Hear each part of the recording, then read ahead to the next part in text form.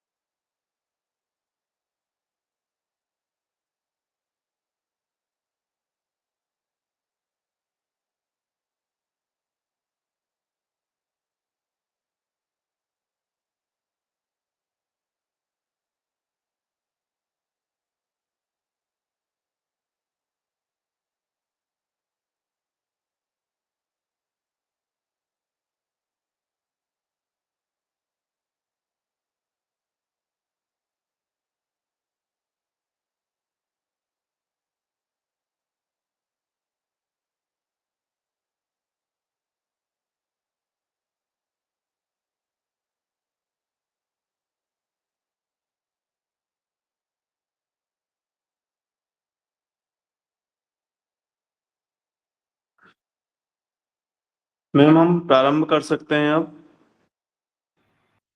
Doctor Renuka. बिल्कुल। नमस्कार। जी, नमस्ते मैम। नमस्कार। हम शुरू करें? हाँ, बिल्कुल शुरू कर सकते हैं। ठीक है, आपका वीडियो और इत्यादि आ चुका है। हाँ। तो हाँ, आज के इस मूक वोकेशनल ट्रेनिंग पाठ्यक्रम के इस व्याख्यान की कड़ी में आप सभी का पुनः हार्दिक स्वागत एवं अभिनंदन। आज इस कार्यक्रम में हमारे मध्य में जुड़ी हैं डॉक्टर रेणुका बुकारे मैम।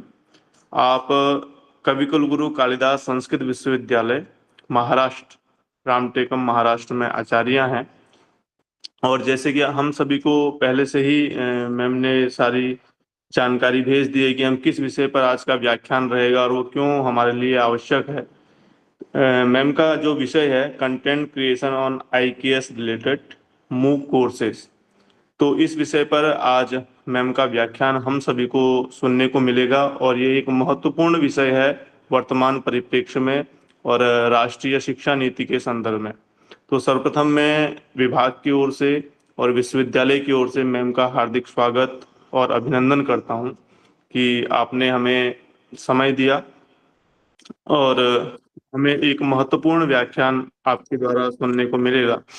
इसके साथ ही मैं यहाँ पर उपस्थित सभी प्रतिभागियों का भी स्वागत करता हूँ और आशा करता हूँ कि मैम के व्याख्यान के अनंतर जो लगभग 40 मिनट का व्याख्यान होगा, 40, 45, 50 मिनट का, उसके बाद हम सभी लोग अपनी जिज्ञासाएं अवश्य रखें क्योंकि ये एक महत्वपूर्ण विषय है और हम सभी सन्नद्ध होकर सुने और जिससे कि जो कि आईकेएस अभी एक महत्वपूर्ण विषय बन चुका है और मुझे लगता है कि यदि संस्कृत के जो विद्यार्थी हैं, अध्यापक हैं, वो इस पर प्रयास करेंगे कि अच्छे कोर्स निर्माण का, तब इस विषय की सार्थकता अधिक होगी और अन्य विषय के अध्यापकों की हम सहायता तभी कर सकते हैं जब हम इस विषय के गंभीरता और क्या क्या उसके विषय हो सकते हैं, क्या क्या विषय बनाए जा सकते हैं आईकेएस से संदर्भित, तो उस पर हमारी जानकारी रहेगी।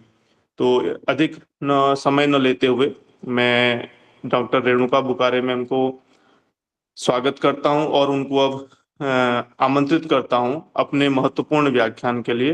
Doctor Renuka Bukare ma'am. नमस्कार, धन्यवाद जी। नमस्कार आप सभी को, बहुत बहुत नमस्कार। वागर्थाविव संपृक्तो वागर्थ प्रतिपत्तये जगतः पितरौ वंदे पार्वती परमेश्वरौ। इस विश्वविद्यालय के doctor Baba Saheb Bhimrao Ambedkar central university के सम्माननीय वाइस चांसलर, इसके संस्कृत विभाग, संस्कृत एंड वैदिक स्टडीज के आदरणीय विभाग प्रमुख डॉक्टर रिपु सुगंध सिंह, यहाँ इस वोकेशनल ट्रेनिंग के समन्वयक डॉक्टर विपिन झा जी, रमेश चंद्र नैवाल जी, उनकी सभी की टीम और आप सब प्रतिभागी, सभी अन्य महनीय संस्थाओं से जुड़े, इसमें सम्मिलित हुए इस ट्रेनिंग में समादरणीय सभी प्राध्यापक, रिसर्च स्कॉलर और स्टूडेंट्स, आप सभी को मैं सादर प्रणाम करती हूँ और मेरे विषय को मैं शुरुआत करती हूँ। मेरा जो विषय है आज का आईकेएस रिलेटेड कंटेंट रिलेशन। तो आप प्लीज मुझे मेरी पीपीटी साझा कीजिए प्लीज। जी जी, अमित जी, जो मैम का पीपीटी है उसे। सर वीडियो भी ऑन करना है क्या? वीडियो अभी नहीं ऑन करना, मैं बताती हूँ तब ऑन करना है, अभी सिर्फ पीपीटी।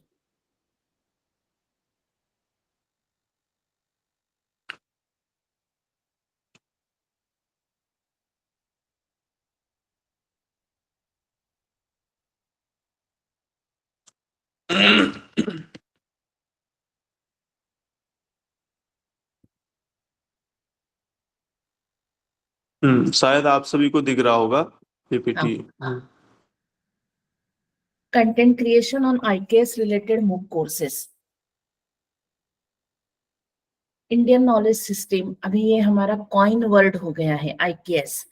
तो इस आईकेएस में संधि तो बहुत है, अवसर बहुत है और काम भी बहुत है, लेकिन काम करने वाले लोग उसमें थोड़ा गंभीरता से काम करने वाले लोग बोलते बहुत है, काम बहुत कम करते हैं। तो ये काम करना है तो क्या करना है, टेक्निकलिटीज आपने देख लिया, अन्य अन्य विषय इससे जुड़े हुए तांत्रिक विषय भी आपने देख लिए, विषय भी देख लिए, लेकिन ये जो भारतीय ज्ञान परंपरा है, इस ज्ञान परंपरा पर आधारित कोर्सेस का क्रिएशन, कोर्स क्रिएशन कैसे होता है, क्या थीम्स रहती है, इसका एक थोड़ा वाइड कैनवस में आपके सामने साझा करना चाहती हूँ। Next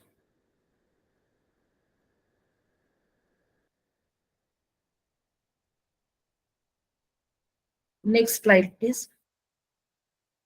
Indian knowledge system wide canvas, इसमें अनेक विषय आते हैं, वैदिक स्टडीज है, एंशिएंट विजडम थ्रू एजेस है, मेटलर्जी है, एग्रीकल्चर है, मैथमेटिक्स है, एस्ट्रोनॉमी है, ह्यूमैनिटीज है, साइंस एंड टेक्नोलॉजी है, जिसके अंतर्गत अनेक विषय आते हैं।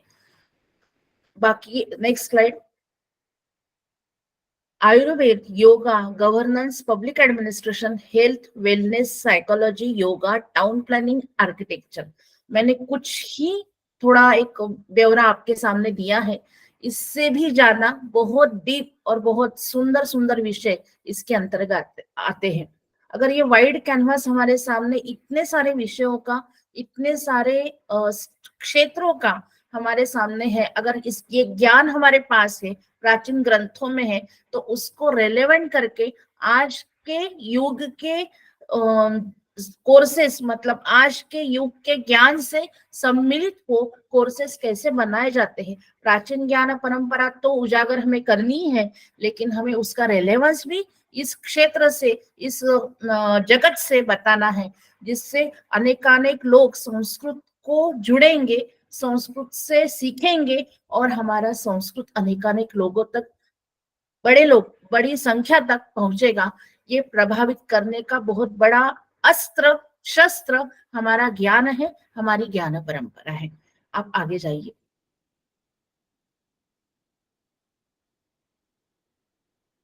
नहीं, उसके पहले का स्लाइड। मैं सीधे विषय पर आती हूँ। इसमें कोर्स क्रिएशन अगर आपको करना है तो जो फर्स्ट होता है कोर्स स्ट्रक्चर, जिसमें 3-4 महत्वपूर्ण पॉइंट बहुत हैं। एक तो है आपका लैंग्वेज, जिसमें आपको कोर्स क्रिएशन करना है, आइदर वो इंग्लिश रखिए, हिंदी रखिए, या रीजनल लैंग्वेज रखिए, या संस्कृत रखिए। ड्वेल लैंग्वेज भी चलता है, क्योंकि हिंदी इंग्लिश साझा होता है, और जगत तक पहुंचना है, अगर विश्व तक पहुंचना है तो इंग्लिश संस्कृत ऐसा चलेगा, इंग्लिश संस्कृत हिंदी ऐसा कॉम्बिनेशन भी चलेगा। तो लैंग्वेज बहुत मायने रखती है। दूसरा है क्रेडिट, 2 क्रेडिट से लेकर आप आगे तक कोर्स बना सकते हैं, 2, 3, 4 credits, 4 credits, 4 and after 4 credits आप यूजी और पीजी के लिए ये कोर्सेज चलते हैं। इसलिए थोड़ा प्रयत्न ऐसा कीजिए, सर्टिफिकेट और डिप्लोमा कोर्स तो होते हैं 2 क्रेडिट के, लेकिन 4 क्रेडिट के कोर्स बने, इसका एक थोड़ा प्रयास हमें ज्यादा से ज्यादा करना होता है। मोड आपका ऑनलाइन है या ऑफलाइन है, या ड्वेल मोड पर चलता है, हाइब्रिड मोड पर चलता है, ये भी आपको, आपका जो भी एक सेंटर हो या इंस्टीट्यूट हो, आपका यूनिवर्सिटी हो, आपकी जो भी एक व्यवस्था हो, तांत्रिक व्यवस्था, उसके हिसाब से ये तय होता है। फी स्ट्रक्चर, जैसा कोर्स है, जिस क्रेडिट का कोर्स है, उसको लगी मेहनत, रिसोर्स पर्सन, तांत्रिक व्यवस्था, इस सभी का विचार करते हुए हमें फी स्ट्रक्चर और स्टूडेंट्स का भी विचार करना है, जिनके लिए ये कोर्स बनता है, जिन लोगों के लिए। और मैं तो थोड़ा ये कहूंगी कि सामान्य जन टू उच्च स्तर की बुद्धिमत्ता, इस टाइप के कोर्स है तो उसी हिसाब से आपका फी स्ट्रक्चर भी होना चाहिए। एलिजिबिलिटी, ये एलिजिबिलिटी का मामला अगर यूजी पीजी कोर्सेस है तो आपको 12th कर सकते हैं। कुछ जरा जड़ कोर्सेस होते हैं, जरा थोड़े एकदम भरभक्कम कोर्सेस होते हैं, जरा थोड़ा कठिन विषय होता है, तो उसके लिए आप यूजी और पीजी भी रख सकते हैं, लेकिन कम से कम 12th की एलिजिबिलिटी चलती है। तो कोर्स स्ट्रक्चर में कोई भी कोर्स आपको, कोई आईकेएस रिलेटेड या अदर भी कोई कोर्स है, तो ये 3-4 मुद्दे बहुत महत्वपूर्ण होते हैं। इनका विचार जब आप कोर्स क्रिएशन को लगते हैं तो क्रिएशन से पहले सभी पॉइंट नोट डाउन ये करना ही है। आगे चलिए। सबसे महत्वपूर्ण, जो आपका एक बाहर का स्ट्रक्चर पता हो गया कि क्या है, लेकिन अंदर का जो आशय सूत्र है जिस पर आपका कोर्स क्रिएशन करने वाले हैं, इसमें 3 पॉइंट महत्वपूर्ण है। एक, सिलेक्शन ऑफ कोर्स थीम, आपको जो भी कोर्स करना है, उसका कोर्स क्रिएट करना है, उसके लिए आपको बड़े क्षेत्र में, कृषि क्षेत्र बोलूंगी, आयुर्वेद बोलूंगी, योगा बोलूंगी, तो केवल कोर्स क्रिएशन ऑन योगा ऐसा नहीं हो सकता। आपको एक पर्टिकुलर थीम लेनी ही होती है, उस थीम का दायरा, स्कोप जो है वो आपको डिफाइन करना होता है। अगर स्कोप आपको पता चल गया, आपका दायरा पता हो गया, आपको किसके लिए ये कोर्स बनाना है। अगर आपको एंट्री लेवल में ये कोर्स बनाना है तो उसका दायरा अलग हुआ, अगर यूजी और पीजी लेवल पर ये कोर्स बनाना है तो उसका स्कोप अलग होगा। इसलिए आपका सिलेक्शन, थीम ऑफ सिलेक्शन में आपको दायरा, स्कोप आपका बहुत महत्वपूर्ण होता है। इसलिए सिलेक्शन ऑफ कोर्स थीम, आपका पर्पस, ये किस लिए आप बना रहे हैं। एंट्री लेवल के हैं तो उसका एम, उसका पर्पस उस टाइप से होगा। अगर अलग ऊंचा लेवल पर आप जाएंगे, सीनियर लेवल पर जाएंगे, तो उसका आपका पर्पस और एम अलग होगा। इसलिए वो एम भी आपका कोर्स क्रिएशन में डिफाइन होना चाहिए। एक्सपेक्टेड आउटकम, उससे क्या है, अगर मैं एंट्री लेवल का कोर्स करती हूँ, सर्टिफिकेट या डिप्लोमा करती हूँ, तो मेरा बच्चा बोले कि हाँ हमें ना यूजी कोर्स चाहिए, अभी ये हमने सीख लिया मैडम, अभी इसका अलग से आगे का स्टेपिंग हमें चाहिए, और बच्चे ये डिमांड करते हैं। अगर कोर्स अच्छे हैं तो बच्चे ये डिमांड करते हैं, हमारा अनुभव है ये, क्योंकि सर्टिफिकेट कोर्स और डिप्लोमा से उनका मन नहीं भरता, वो बोलते हैं हमें इसमें डिग्री चाहिए, क्योंकि अभी ये काम की डिग्री है। और दूसरी बात मैं इसमें बताना चाहूंगी, ऐसे कोर्स क्रिएशन, ऐसे थीम आप लेना जिसका रिलेवेंस जगत से है, जिसका रिलेवेंस एम्प्लॉयबिलिटी से है, जिसका रिलेवेंस स्किल डेवलपमेंट से है। आपके बच्चे कुछ सीख कर जाए, ना कि केवल थ्योरी का ज्ञान लेकर जाए। ये बहुत महत्वपूर्ण बात है। अगर हम केवल कोर्स क्रिएशन और एपीआई बढ़ाने के लिए कुछ करेंगे तो वो ज्यादा सक्सेसफुल नहीं होगा।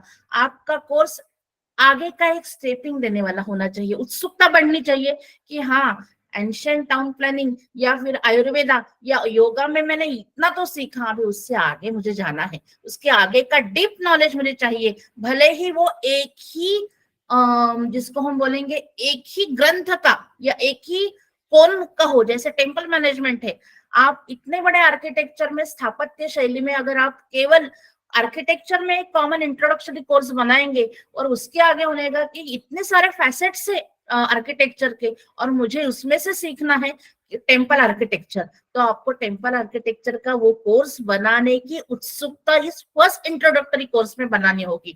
तब जाकर आपका टेम्पल आर्किटेक्चर का जो बनाया हुआ कोर्स है, जो भले ही डिप्लोमा के लेवल का हो या फिर यूजी के लेवल का हो, तो आपको फायदा देगा। लोग यहाँ से वहां झट से जम करके एडमिशन लेंगे। तो तीनों बातें महत्वपूर्ण है। सिलेक्शन ऑफ कोर्स थीम, जो कोर्स थीम आपको आगे आगे के स्टेपिंग्स दे, ऐसा कोर्स थीम जो विकसनशील हो, जो विकसित डेवलप कर सकते हैं आप, ऐसे ही कोर्स थीम आपको लेना है। आपका पर्पस बहुत डिफाइन होना चाहिए, आपका टारगेट ऑडियंस डिफाइन होना चाहिए, और एक्सपेक्टेड आउटकम उस कोर्स के बाद आपको वो प्रतिफल प्रतिभागियों के फीडबैक से मिलने चाहिए, और वो मिलते हैं। नेक्स्ट,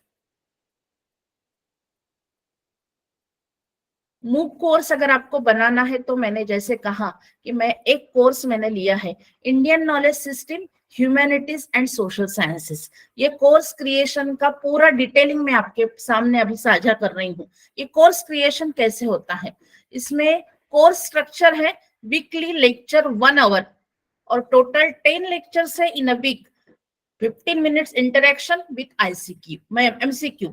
तो ये उसका स्ट्रक्चर कोर्स जो सिखाएंगे उसमें आया है। थीम है उसकी introduction to IKS, Indian knowledge system का एक इंट्रोडक्टरी कोर्स यहाँ बन रहा है। Language Hindi, credit 4, fee structure 5000, eligibility UG, mode online. आप ऑनलाइन में एडमिशन ले सकते हैं। आप UG लेवल उनकी एलिजिबिलिटी है, क्योंकि वो कोर्स थोड़ा हाई लेवल का है तो आपको UG होना कंपलसरी है। क्रेडिट 4 है और फीस 5000 है।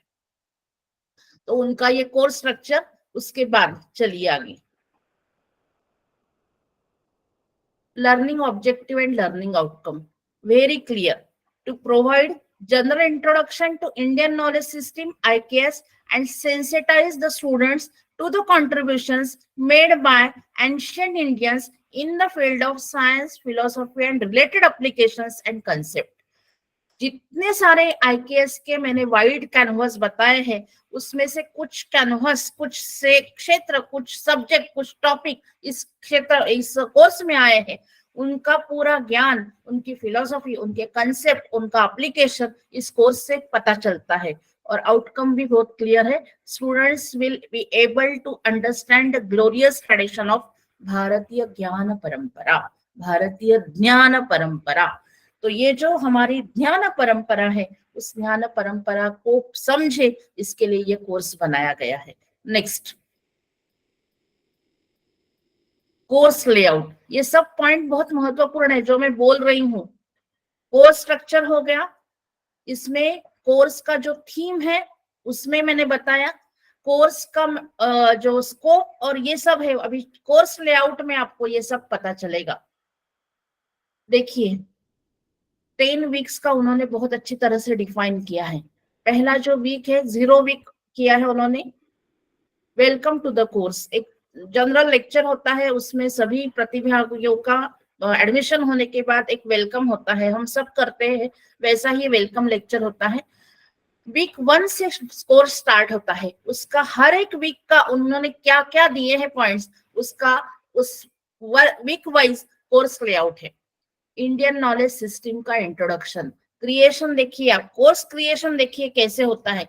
IKS का बड़ा कैनवास का थीम है, उस थीम को उन्होंने कैसे वीकली डिफाइन किया है उसको आपको थोड़ा देखना है।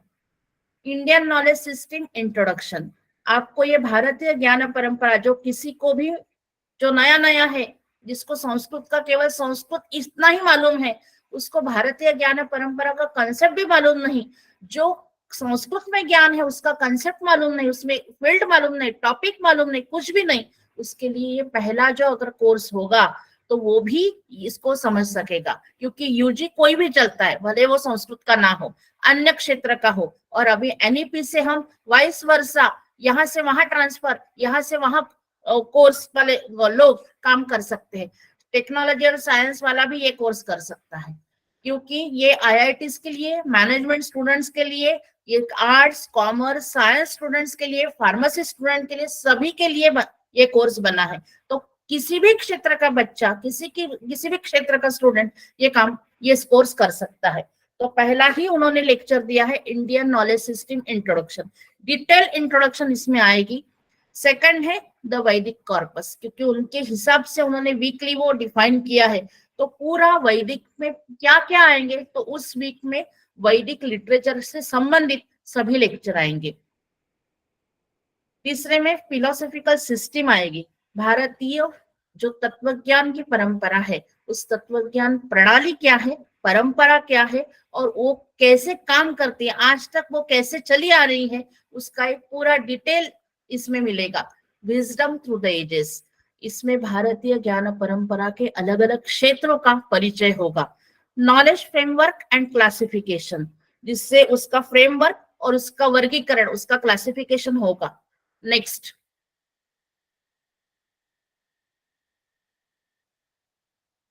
लिंग्विस्टिक्स, भाषा विज्ञान, जो हमारा अष्टाध्यायी है, पाणिनि की अष्टाध्यायी, उस हमारा पहला जो भाषा विज्ञान है वो भाषा विज्ञानकार, भाषा वैज्ञानिक जो है वो पाणिनि जी है। तो पाणिनि से शुरू हुई ये परंपरा, अयिमुन रुडलुक अयं अयो छयवरटलन यमंगणन झवय गड़दश जबगड़दश खफ छट चटो कपय शश हल, ये सब 14 माहेश्वर सूत्रों में आएगी। पाणिनि की परंपरा, ये भाषा सूत्र, ये अक्षर वाङ्मय यहाँ से कैसे निर्माण हुआ, व्याकरण कैसे बना, इसका एक natural language processing and linguistic, इसका सहसंबंध समन्वय लिंग्विस्टिक के इस वीक में आएगा। नेक्स्ट है mathematics, number system and units of measurement. Next है हेल्थ वेलनेस एंड साइकोलॉजी, जो हमारा आयुर्वेद और योगा, मानव विज्ञान, जिसको हम बोलते हैं साइकोलॉजी, मानस शास्त्र, उस मानस शास्त्र का परिचय इसमें है। नेक्स्ट है हमारा टाउन प्लानिंग एंड आर्किटेक्चर और गवर्नेंस एंड पब्लिक एडमिनिस्ट्रेशन। ये सभी हमारे मूलभूत ज्ञान परंपरा के विषय है। उस विषयों का डिटेलिंग इस पूरे वीक में, एक एक वीक में जितने उन्होंने लेक्चर लिखे हैं, तो वो विषय इस वीक में कंप्लीट होगा, ऐसा उन्होंने ये किया है। नेक्स्ट चलिए, अब मैं आपको थोड़ा अलग बताऊंगी, ये अभी आप थोड़ा मन में रखिए। हाँ, अभी ये वीडियो लगाइए, जो मैंने लिंक दी है वो वीडियो लगाइए अभी।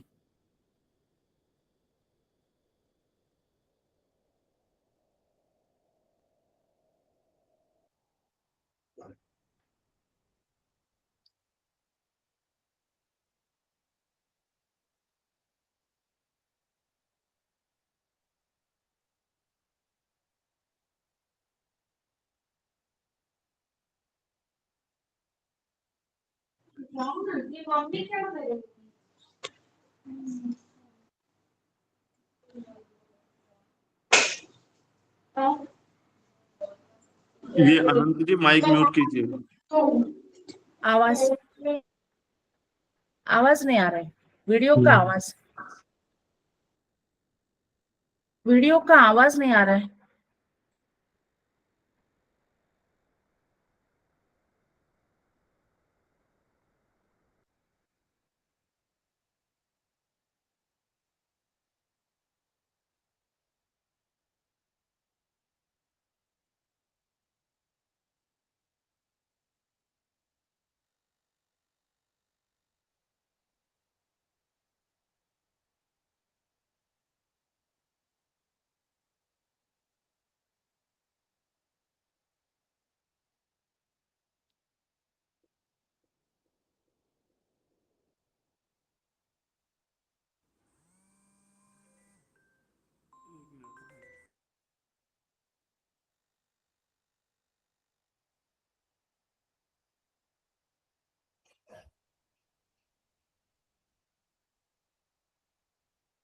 हो सकता है।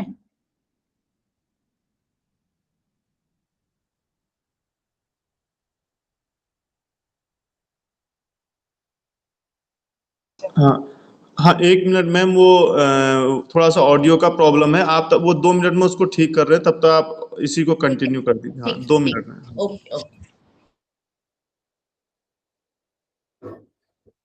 अभी ये जो वीडियो देखेंगे आप, उसके बाद आपको थोड़ा वेलकम वीडियो जो है, कि कोर्स का वेलकम वीडियो क्या होता है, तो उसमें 2-3 बातें महत्वपूर्ण होती हैं।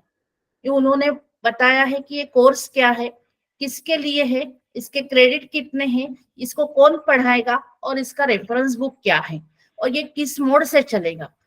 ये वीडियो अगर इम्प्रेसिव वीडियो, जिसको टेक्निकल लोगों ने सबने बोला भी होगा कि एक जो पहला वेलकम वीडियो होता है वो बहुत इम्प्रेसिव होना चाहिए।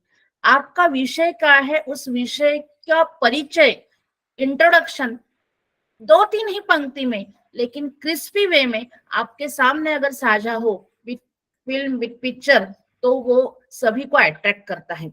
और ये क्वालिटी और ये क्रिस्पीनेस और ये सिखाना भी आपको पूरे वीडियोस में करना होता है। ऐसा नहीं कि अभी किया और एक ही वीडियो पहला अच्छा बनाया तो बाकी नहीं बनाएंगे, ऐसे नहीं।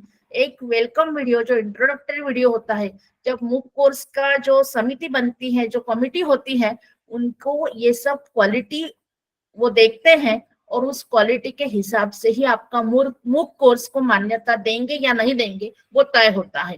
तो पहला आपका वीडियो बहुत अच्छे सिखाने वाले लोग आपके पास चाहिए, जिसकी विषय पर कमांड हो, जिसकी भाषा पर कमांड हो और जिसको बॉडी लैंग्वेज का एक थोड़ा हुनर हो।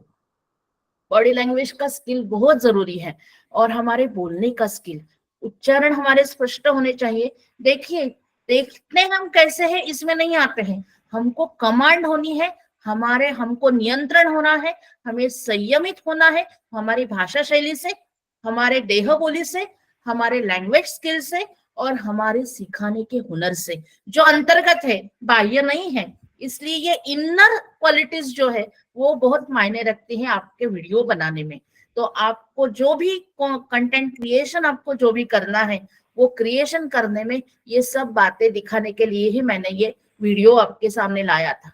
क्योंकि बी महादेवन सर आज इनका इतना बड़ा नाम है, मैनेजमेंट के ये गुरु माने जाते हैं, IIM के डायरेक्टर हैं और ये डायरेक्टर जी का ये जो Indian knowledge system humanities and social science से बना हुआ कोर्स जो है, ये कोर्स को उन्होंने कैसे एक्सप्लोर किया है, उस एक्सप्लोरेशन का ये थोड़ा सा वीडियो आपके लिए है लाई हूँ। ये इसलिए कि कमांड देखिए, उनकी लैंग्वेज देखिए, उनकी बॉडी लैंग्वेज देखिए, उनका विषय पर का होल्ड देखिए। ये अगर आप समझेंगे तो हमें कितना काम करना होता है जब हम एक कोर्स बनाते हैं, तब ये इसकी मेहनत का अंदाजा आपको आएगा। मूक कोर्स को यकायक मान्यता नहीं मिलती, अगर मिलती है तो उसके पीछे बहुत परिश्रम होता है। वोकेशनल ट्रेनिंग का जो झा जी ने जो ये प्रयास किया है, इस प्रयास का महत्वपूर्ण उद्देश्य है कि इसकी गंभीरता आपको समझे और सबसे महत्वपूर्ण, कोर्स बनाने में जो परिश्रम हमने लेने चाहिए, उस परिश्रम का स्कोप, उसकी डेप्थ भी आपको समझ में आनी चाहिए। इसलिए ये प्रयास है और इसी का मैंने थोड़ा प्रत्यंतर महादेवन जी के वीडियो से आपके सामने साझा किया है।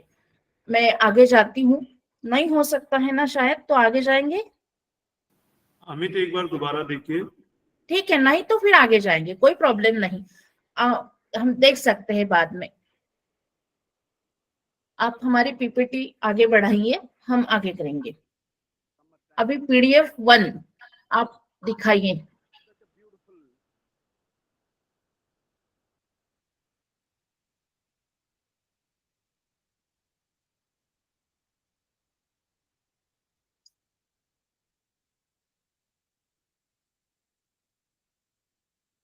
मैम पीपीटी चलाना है क्या फिर से? हाँ, पीपीटी अमित पीपीटी एक बार फिर से चलाई दीजिए। PDF 1 चलाइए, PDF 1 अभी मैंने जो साझा की है आपसे, PDF 1 अभी वो शुरू होगा।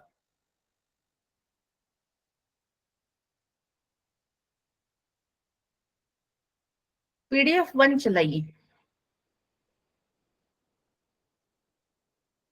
आपको डॉक्यूमेंट फाइल मैंने शेयर की है PDF की, वो चलाइए।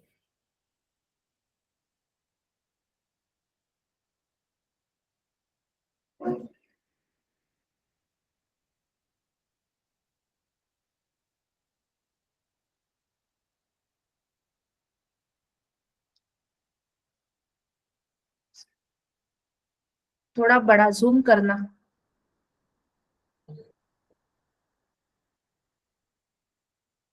नहीं दिखेगा।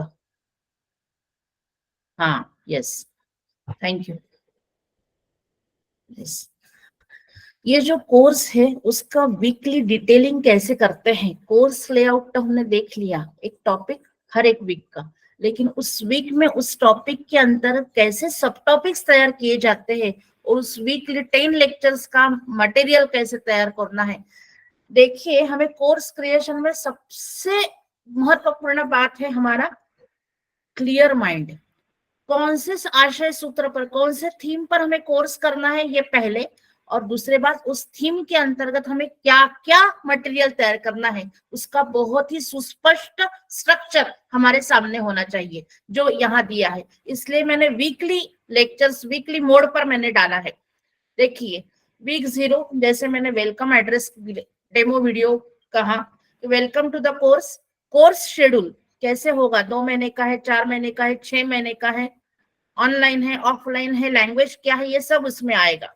ग्रेडिंग पॉलिसी आएगी कि पासिंग पॉलिसी क्या है, एग्जाम डिटेल्स है, ऑनलाइन है, ऑफलाइन है, कैसा हाइब्रिड मोड है, इंटर्नशिप है, असाइनमेंट है, एमसीक्यू है, जो भी है वो, और एफएक्यू।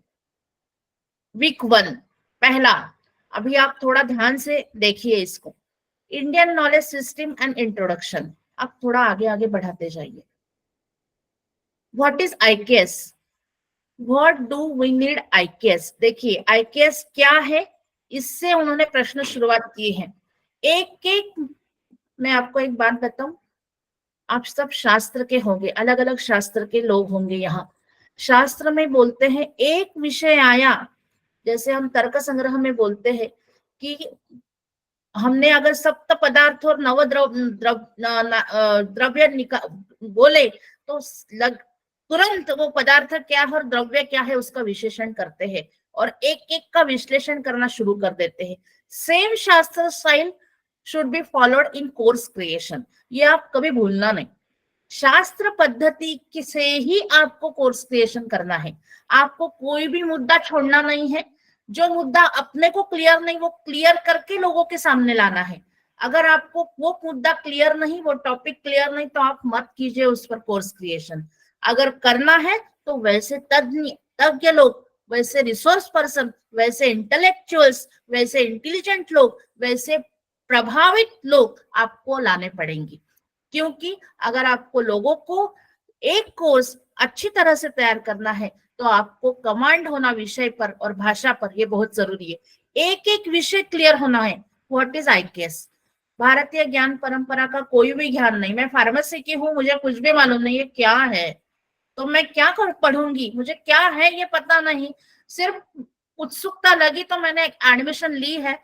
तो फार्मेसी के आदमी को क्या पता है कि आईकेएस क्या है, उसका लॉन्ग फॉर्म क्या है ये भी पता नहीं। तो आपको भारतीय ज्ञान परंपरा क्या है और उसकी जरूरत क्या है, व्हाट, व्हाई, उसके बाद व्हाई भी आया है, why do we need IKS, organisation of IKS, IKS का क्लासिफिकेशन कैसे होता है, वो कैसे तैयार हुआ है, भारतीय ज्ञान परंपरा वेदों से, पुराणों से, उपनिषदों से अलग अलग रूप से कैसे क्लासिफाइड होती है, उसका एक ऑर्गेनाइजेशन आपको आईकेएस देगा।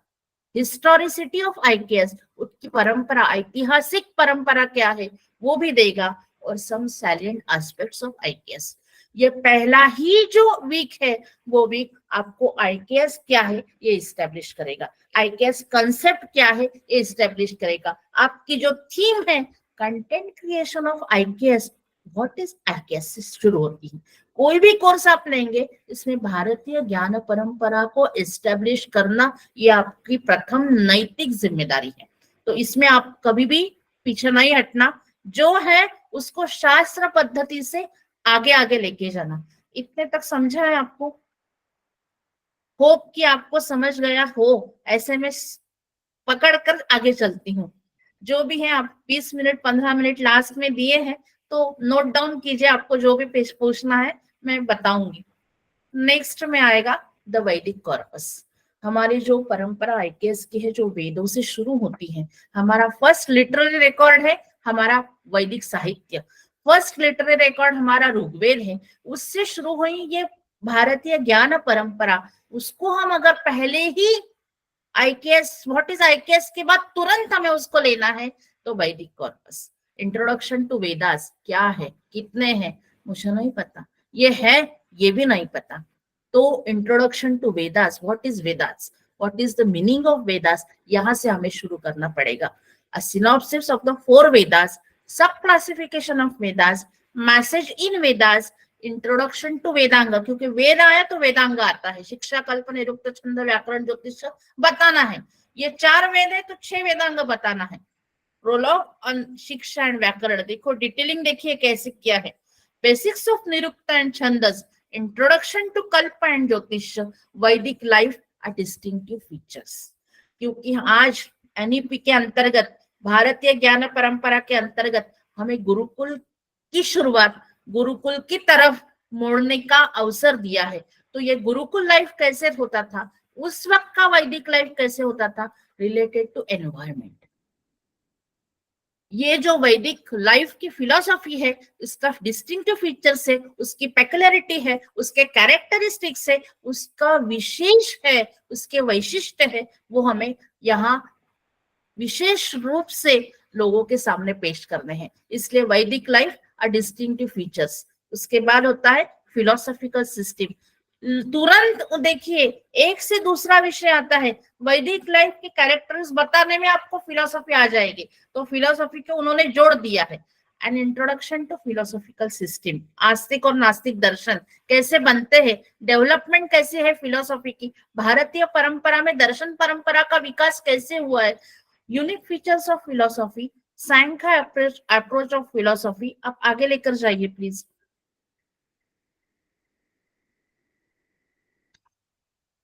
सांख्य approach of philosophy, introduction to yoga, tenet of Nyaya philosophy, principles of Vaisheshika, doctrine of Purva Mimamsa Darshan, thesis of Vedanta and synopsis of Advaita. देखिए वेदांत में बहुत सारे संप्रदाय है, फिर भी उन्होंने सभी संप्रदायों का बताते हुए सिनॉप्सिस ऑफ अद्वैत, अद्वैत दर्शन हमारा प्रमुख दर्शन बताते हुए उसके विशिष्ट बताएंगे। Philosophy of Vishishta Dvaita, ideology of Dvaita, tenets of Jain, doctrine of Buddhism, notions of Charvaka. Philosophy system में हमने जो भी है उनका introduction to philosophy to Charvak, हमारी जो चारवाक फिलोसॉफी भी बताई है और हमारी वेदांत फिलोसॉफी भी बताई है। सभी का एक दृग्गोचरण, एक संक्षेप में हम बोलते हैं उसको मराठी में संक्षेपात विस्तार, संक्षिप्त में विस्तृत बताना। तो ये जो कला है ये कोर्स क्रिएशन में होती है। हमें बहुत बताना होता है लेकिन वो प्रिसाइज करके बताना होता है, जैसे कि उनको उस फिलोसॉफिकल ट्रेडिशन का पता चले। सब तो द्वैत में तो इतना है, अद्वैत में इतने ग्रंथ है, इतनी फिलोसॉफी है, इतने कंफ्यूजन है। आज हमें ब्रह्मसूत्र नहीं बताना है, जो ब्रह्मसूत्र के लायक नहीं है वो विद्यार्थी, उनको सिर्फ इंट्रोडक्शन चाहिए। तो अद्वैत वेदांत का महत्वपूर्ण सिद्धांत हमें बताना है, ये बताकर ही हमें छोड़ देना है, क्योंकि हम ज्यादा फिलोसॉफी में नहीं जाएंगे, लेकिन उसका संक्षिप्त रूप से सार क्या होता है, उसको एब्रिज रूप से कैसे बताना, ये सभी फिलोसॉफी ली है, आस्तिक भी ली, नास्तिक भी ली। ब्रह्म सत्यम जगन मिथ्या जीवो ब्रह्म ही व ना परहा, ये हमारा सिद्धांत है। वो सिद्धांत बताना हमें जरूरी है, लेकिन उसकी जो ब्रह्मसूत्र के खंडन मंडन में हमें जाना नहीं है। तो फिलोसॉफिकल ट्रेडिशन का एक सुंदर विवेचन इस वीक में हो सकता है। लेक्चर्स देखिए उस मुताबिक लेक्चर बनेंगे। नेक्स्ट इसमें आता है नॉलेज फ्रेमवर्क एंड क्लासिफिकेशन। देखिए कितनी सुंदर, कितना सुंदर उन्होंने बनाया है। यहाँ जो है नॉलेज फ्रेमवर्क एंड क्लासिफिकेशन, हमारे जो फिलोसॉफिकल सिद्धांत है, सभी सिद्धांतों का विवेचन इसमें आएगा, क्योंकि भारतीय फिलोसॉफी में ये सिद्धांत बहुत मायने रखते हैं। जिसको भारतीय दर्शन का डेप्थ में ज्ञान चाहिए, उसके लिए ये नॉलेज फ्रेमवर्क और क्लासिफिकेशन काम में आएगा। इसमें इंडियन स्कीम ऑफ नॉलेज, भारतीय विचार ज्ञान के बारे में क्या बोलता है, जो अलग अलग दर्शनों के माध्यम से हमारे सामने होता है। सत्यम ज्ञानम अनंतम, ये फिलोसॉफी लेकर अगर हम चलते हैं तो हमारा ज्ञान परंपरा में वैशेषिक क्या बोलते हैं, न्याय क्या बोलता है, वेदांत क्या बोलता है, शंकराचार्य जी क्या बोलते हैं, ये स्कीम ऑफ नॉलेज क्या है। तो इसका एक विवेचन द नॉलेज ट्रायंगल, ज्ञाता नीय जो हमारी त्रिपुटी है उसका उन्होंने बताएगी। प्रमेय, वैशेषिक अप्रोच टू फिजिकल रियलिटी। देखिए प्रमाण, प्रमेय, ज्ञान, द्रव्य, ये सभी उसमें आ जाएंगे। प्रमेय और Vaisheshika approach to physical reality, dravyas the constituents of the physical reality, attributes the properties of substance and action, हमारे गुण जो है वो इसमें आ जाएंगे। Action, karma the driver of conjunction and disjunction, हमारा कर्म सिद्धांत इसमें आएगा। कर्म क्या है वो आएगा। सामान्य विशेष समवाय, ये भी इसमें है। प्रमाण है the means of valid knowledge, प्रमाण कितने हैं, 4 है, 6 है, कोई 2 मानता है, कोई 4 मानता है, कोई 6 मानता है, लेकिन ये प्रमाण का बेसिक कंसेप्ट क्या है? ज्ञान प्राप्ति के साधन जो है ये प्रमाण है। अगर ये प्रमाण ज्ञान प्राप्ति के साधन है तो ये कितने हैं? 6 है, 4 है, जो भी है उसका पूरा विवेचन हमें इसमें मिलेगा। समस्या, एम्बिग्विटीज इन एग्जिस्टिंग नॉलेज, हमारे नॉलेज प्राप्ति में, ज्ञान प्राप्ति में जो ऑब्स्टिकल्स आते हैं, जो संदिग्धताएं रहती है, उस संदिग्धता का विवेचन भी इसमें दिया है। Framework for establishing valid knowledge, हमें न्याय शास्त्र के जो यहाँ कोई होंगे, मेरा तो नहीं है न्याय शास्त्र, लेकिन फिर भी बताती हूँ। न्याय शास्त्र में तर्क को बहुत प्राधान्य है। अगर वैलिड नॉलेज, हमें ज्ञान की सत्ता, ज्ञान प्राप्ति में जो स्टेपिंग्स होते हैं उसमें तर्क, ऊह, इसका बहुत महत्वपूर्ण विवेचन किया है, और वो कैसे प्राप्त करना उसके स्टेपिंग्स में न्याय में आते हैं। तो इसका भी एक जिसको प्रारूप बोलेंगे, ये प्रारूप उन्होंने यहाँ दिया है। Framework for establishing valid knowledge, deductive और इंडक्टिव लॉजिक फ्रेमवर्क, आगमन निगमन, ये जो तर्क है ये लॉजिक में आता है, तर्कशास्त्र में आता है, उसका भी विवेचन यहाँ दिया है। पोटेंशियल फॉलेसिस, हेत्वाभास जिसको बोलते हैं, इन द रीजनिंग प्रोसेस, और सिद्धांत, establish tenets in a field of study.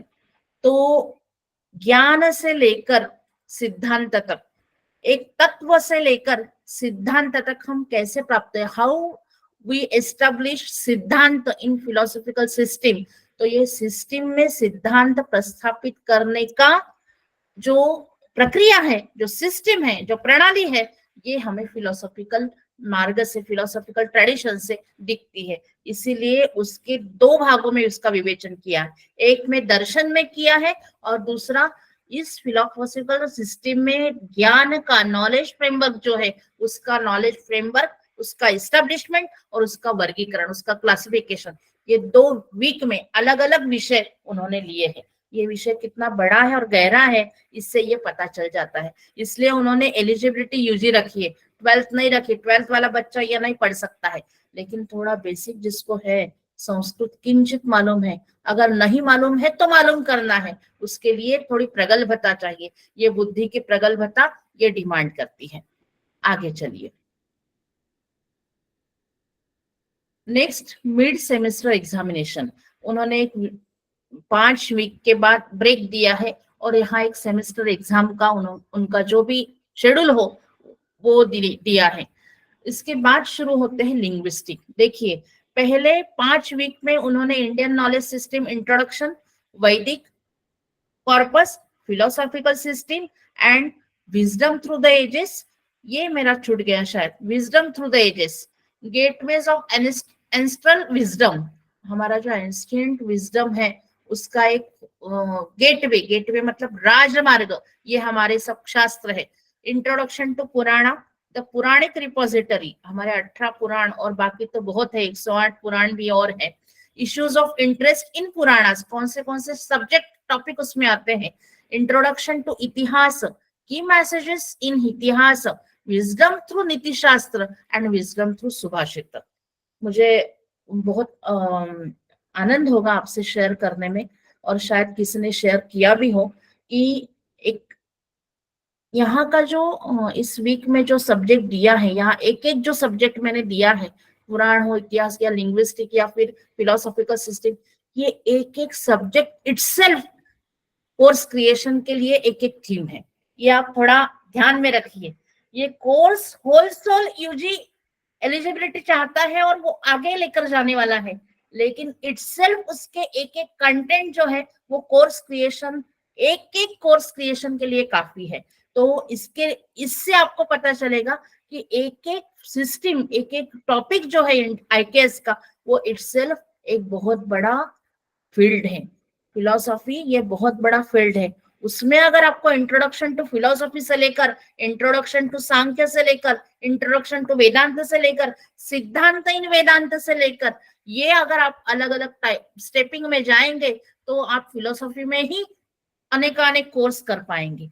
एक जैसे हम बोलते हैं ना, हाथी को हमने यहाँ भी देखा, वहां भी देखा, वहां भी देखा, तो हमें ये दिखा कि कान ऐसे है, पूंछ ऐसी है, उसका शरीर ऐसा है, हम अलग अलग रूप से उसको देखते हैं। तो आईकेएस हमें ऐसे देखता है, लेकिन एक एक सिस्टम, नॉलेज सिस्टम में आप जाएंगे तो उसका डेप्थ और इसका एस्पेक्ट्स, उसके पर्सपेक्टिव हमें और भी आकर्षित करेंगे। इसलिए ये बहुत महत्वपूर्ण है कि हम किस एंगल से कोर्स क्रिएशन, कंटेंट क्रिएशन कर सकते हैं। इसमें है लिंग्विस्टिक, ये बहुत महत्वपूर्ण विषय है हमारे भारतीय ज्ञान परंपरा में। जैसे मैंने अभी कहा कि पाणिनि के अष्टाध्यायी, हमारा पहला जो भाषा वैज्ञानिक है ये पाणिनि, पतंजलि और हमारा जो कात्यायन, ये त्रिमुनि व्याकरण हमारे यहाँ बहुत प्रसिद्ध है। तो ये लिंग्विस्टिक का इंट्रोडक्शन टू लिंग्विस्टिक, भाषा विज्ञान यहाँ कहाँ आता है, Ashtadhyayi, phonetics, word generation, computational aspects and mnemonics, ये आयाम इस लिंग्विस्टिक के विषय में आते हैं। इसके बाद है recursive operations, rule based operation, sentence formation, verbs and prefixes, role of Sanskrit in language, natural language processing. अभी जो व्याकरण के लोग हैं वो इसमें ज्यादा ध्यान दे सकते हैं कि role of Sanskrit in natural language processing. आपको संस्कृत और कंप्यूटर इतना ही संबंध पता होता है, लेकिन वो कैसे होना चाहिए और किस तरह से उसमें काम हो रहा है आज भी, उसका एक जिसको हम बोलेंगे डिटेलिंग, इस वीक में आपको पता चल सकता है। नेक्स्ट है number system and units of measurement, mathematics पर आधारित है। Number system in India, historical evidence, salient aspects of Indian mathematics, भूत सांख्य system, Kattapayadi system, measurements of time, distance and weight, and Pingala and the binary system। देखिए mathematics में ये महत्वपूर्ण सभी points उन्होंने कवर किए हैं। पिंगलाचार्य भी कवर किए हैं, आपको हिस्टोरिकल एविडेंस भी वो दे रहे हैं नंबर सिस्टम के, और सैलिएंट एस्पेक्ट्स मैथमेटिक्स के जो हमारे भास्कराचार्य और लीलावती, ये सभी आपको पता है, उस सब का विवेचन इसमें आएगा। हेल्थ, वेलनेस एंड साइकोलॉजी अलग अलग है, मैथमेटिक्स अलग है, लिंग्विस्टिक अलग है, वहां फिलोसॉफिकल सिस्टम है, एक एक क्षेत्र हमारे आईकेएस के हैं। अभी आ गए हम हेल्थ, वेलनेस एंड साइकोलॉजी, हमारा जो आयुर्वेद शास्त्र है वो इसमें आएगा। Distinguish thought on health and wellness in Indian system, Veda, Upanishad, Purana और हमारे आयुर्वेदादि ग्रंथों में ये विवेचन आता है। तो Ayurveda approach to health, Ayurveda definition of health, tridoshas, हमारे जो शरीर का बैलेंस है, ये 3 दोषों से बैलेंस हो तो स्वस्थ है, कम ज्यादा हो गया तो कुछ ना कुछ होने को शुरुआत हो जाती है। तो रोल ऑफ अग्नि इन health, sapta dhatu, psychological aspects of health, disease management elements, dinacharya, daily regimen for health and wellness, importance of sleep, food intake, methods and drugs, approach to lead a healthy life, Indian approach to psychology, basic tenets of Indian psychology, the Triguna system and holistic picture of the individual, Prakriti and evolution and nature of individual, the Panchakosha framework, 4 states of consciousness, consciousness studies and Indian approach। मुझे आनंद होता है, ये जो आयुर्वेद का शास्त्र है, एक हमारे जो ऑनरेबल वाइस चांसलर वैद्य मैडम, उमा वैद्य मैडम, उन्होंने सिर्फ एक पेपर पढ़ा था आयुर्वेद के, जो अलग अलग एस्पेक्ट्स पर उन्होंने पेपर पढ़े।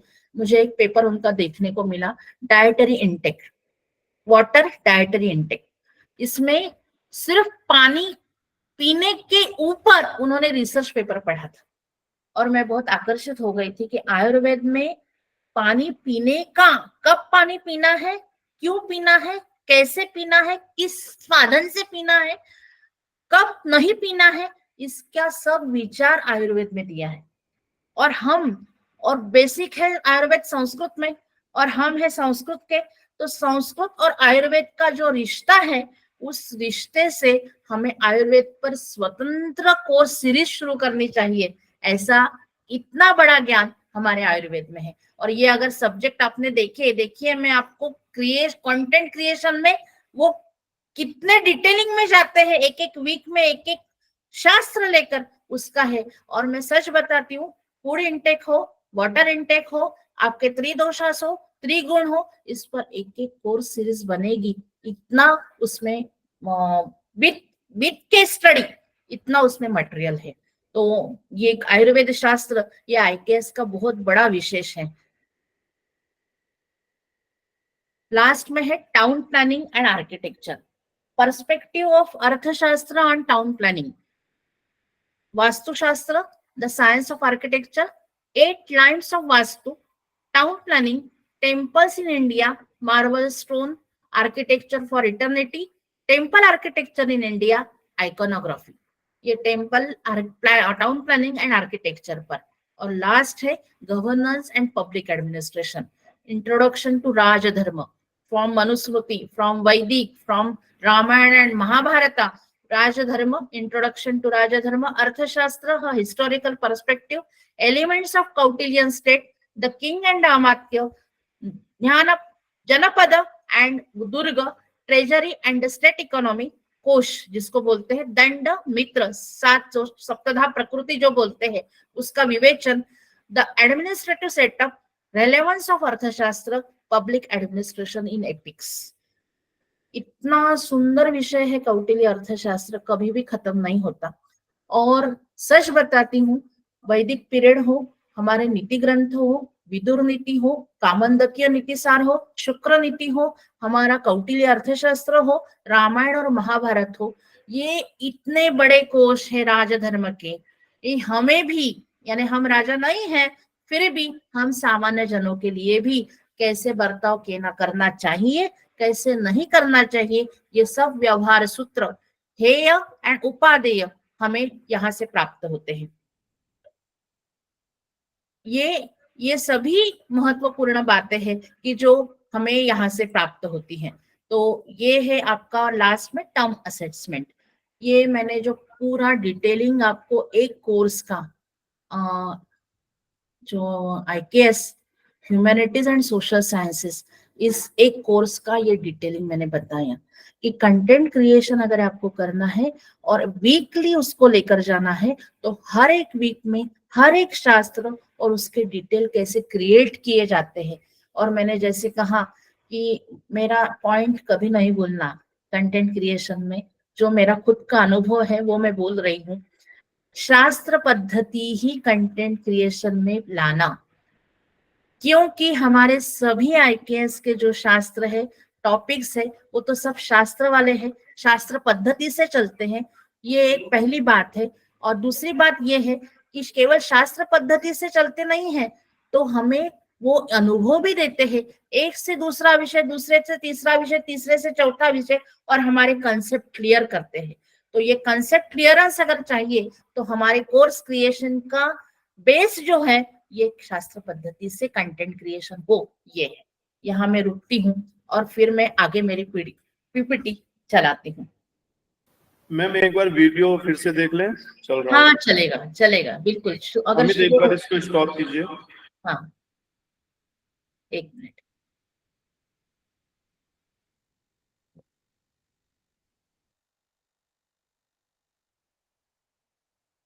Good morning, and it's my pleasure to welcome you on a bright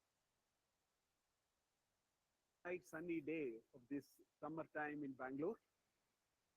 What you see here is such a beautiful step well. You go to the western parts of India, you will find a lot of these beautiful structures.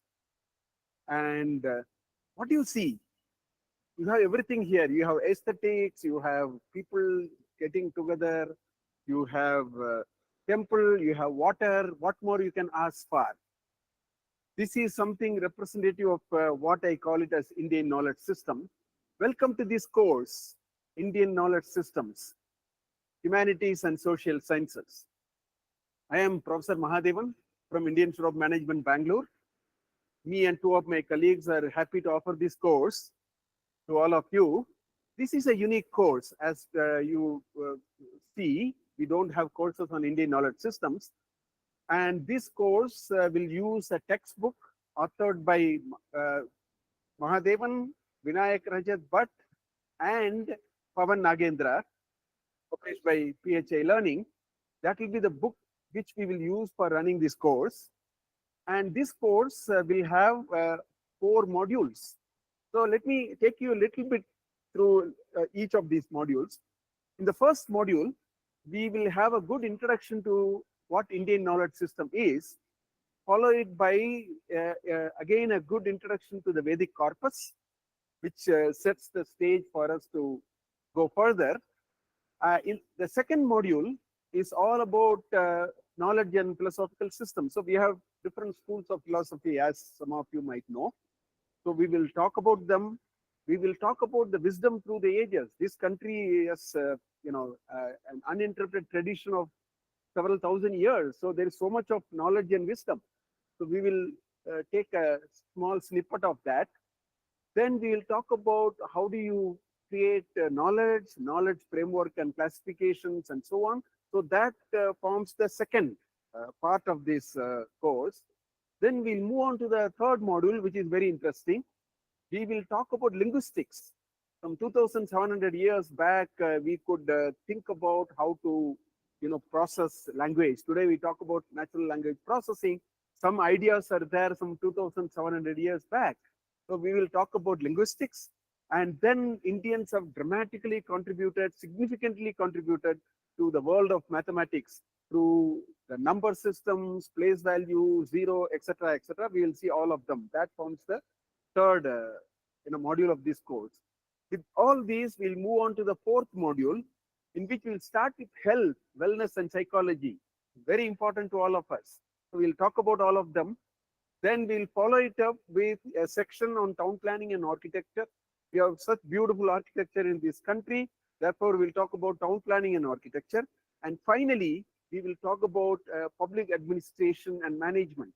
We have this great text called Arthashastra, which is again about 2,300 years old, which has laid out some beautiful principles on public administration and management. So with this, we will sort of conclude this course. This course will be split into modules, as I just now told you. Each module will be split into sections, and in each of these sections, we will have multiple videos. So that would be the kind of architecture that we will follow with this course. Welcome you to this course. I hope you'll thoroughly enjoy this course. You will connect yourselves to what you have been seeing around you all these years and wondering what it is. Welcome to this course.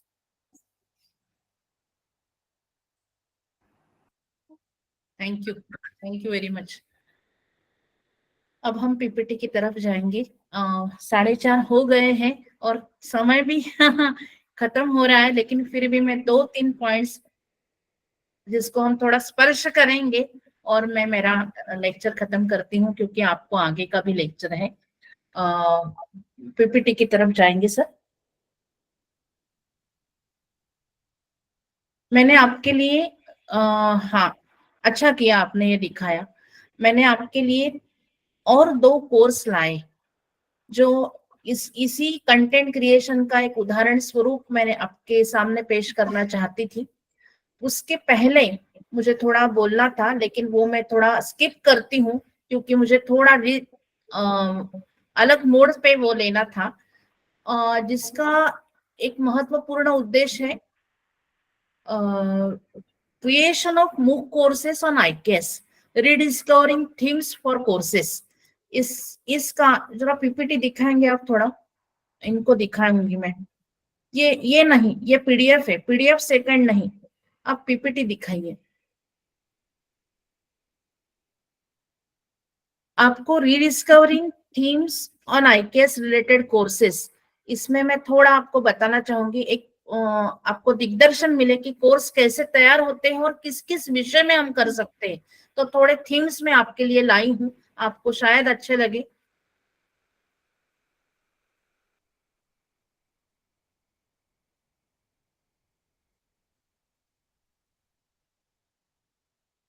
Slide 12। हाँ, उसके पहले का भी शायद।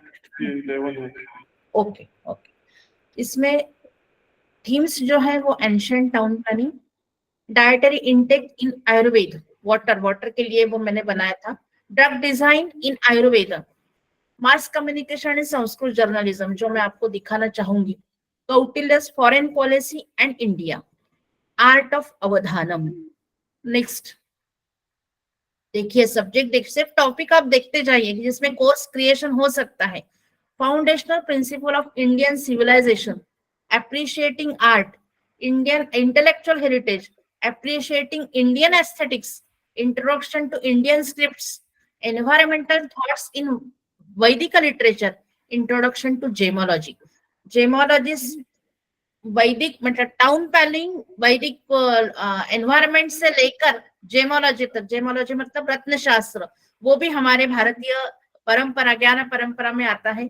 हमारा लिपि शास्त्र जो मैन्युस्क्रिप्टोलॉजी के लिए बहुत ही महत्वपूर्ण है, एक एक लिपि के ऊपर आप कोर्स क्रिएशन कर सकते हैं। इसका सुंदर उदाहरण मैं बताती हूँ। हमारे सम्माननीय वाइस चांसलर जो हमारे पूर्व कुलपति थे प्रोफेसर श्रीनिवास वरखेड़ी जी, उन्होंने एक प्रोजेक्ट किया था e handbook of South Indian scripts इसके ऊपर, और बहुत सुंदर उनका प्रोजेक्ट था। उसकी वेबसाइट भी उन्होंने बनाई थी।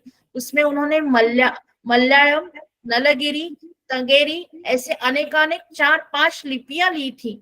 उस 4-5 लिपियों का course creation, certificate course creation, उनका पूरा डिटेलिंग के साथ उन्होंने उस इस प्रोजेक्ट में किया था। और उसका वेबसाइट, उसका सर्टिफिकेट कोर्स लॉन्चिंग उस वेबसाइट के जरिए सभी ऑनलाइन मोड पर चलेगा, ऐसा उन्होंने क्रिएशन किया था। तो ये जो नए लोग हैं जो सीखना चाहते हैं, मुझे नहीं पता मलयालम, लेकिन मैं सीखना चाहती हूँ ये स्क्रिप्ट क्या है, या फिर मुझे ब्राह्मी लिपि पता नहीं, ग्रंथ लिपि पता नहीं, मुझे नेवारी जो नेपाल की लिपि है, नेपाल के जो मैन्युस्क्रिप्ट है उसमें नेवारी लिपि का उपयोग होता है, ये नेवारी लिपि में जानते नहीं, उसके तज्ञ भी बहुत रेयर है अभी भारत में। अगर ऐसी लिपियों पर हम कोर्स कर सकते हैं तो ये एक एक कोर्स भी आपको मैन्युस्क्रिप्टोलॉजी के रिसर्च के लिए सहायभूत होता है। वो बच्चे तैयार हो जाते हैं।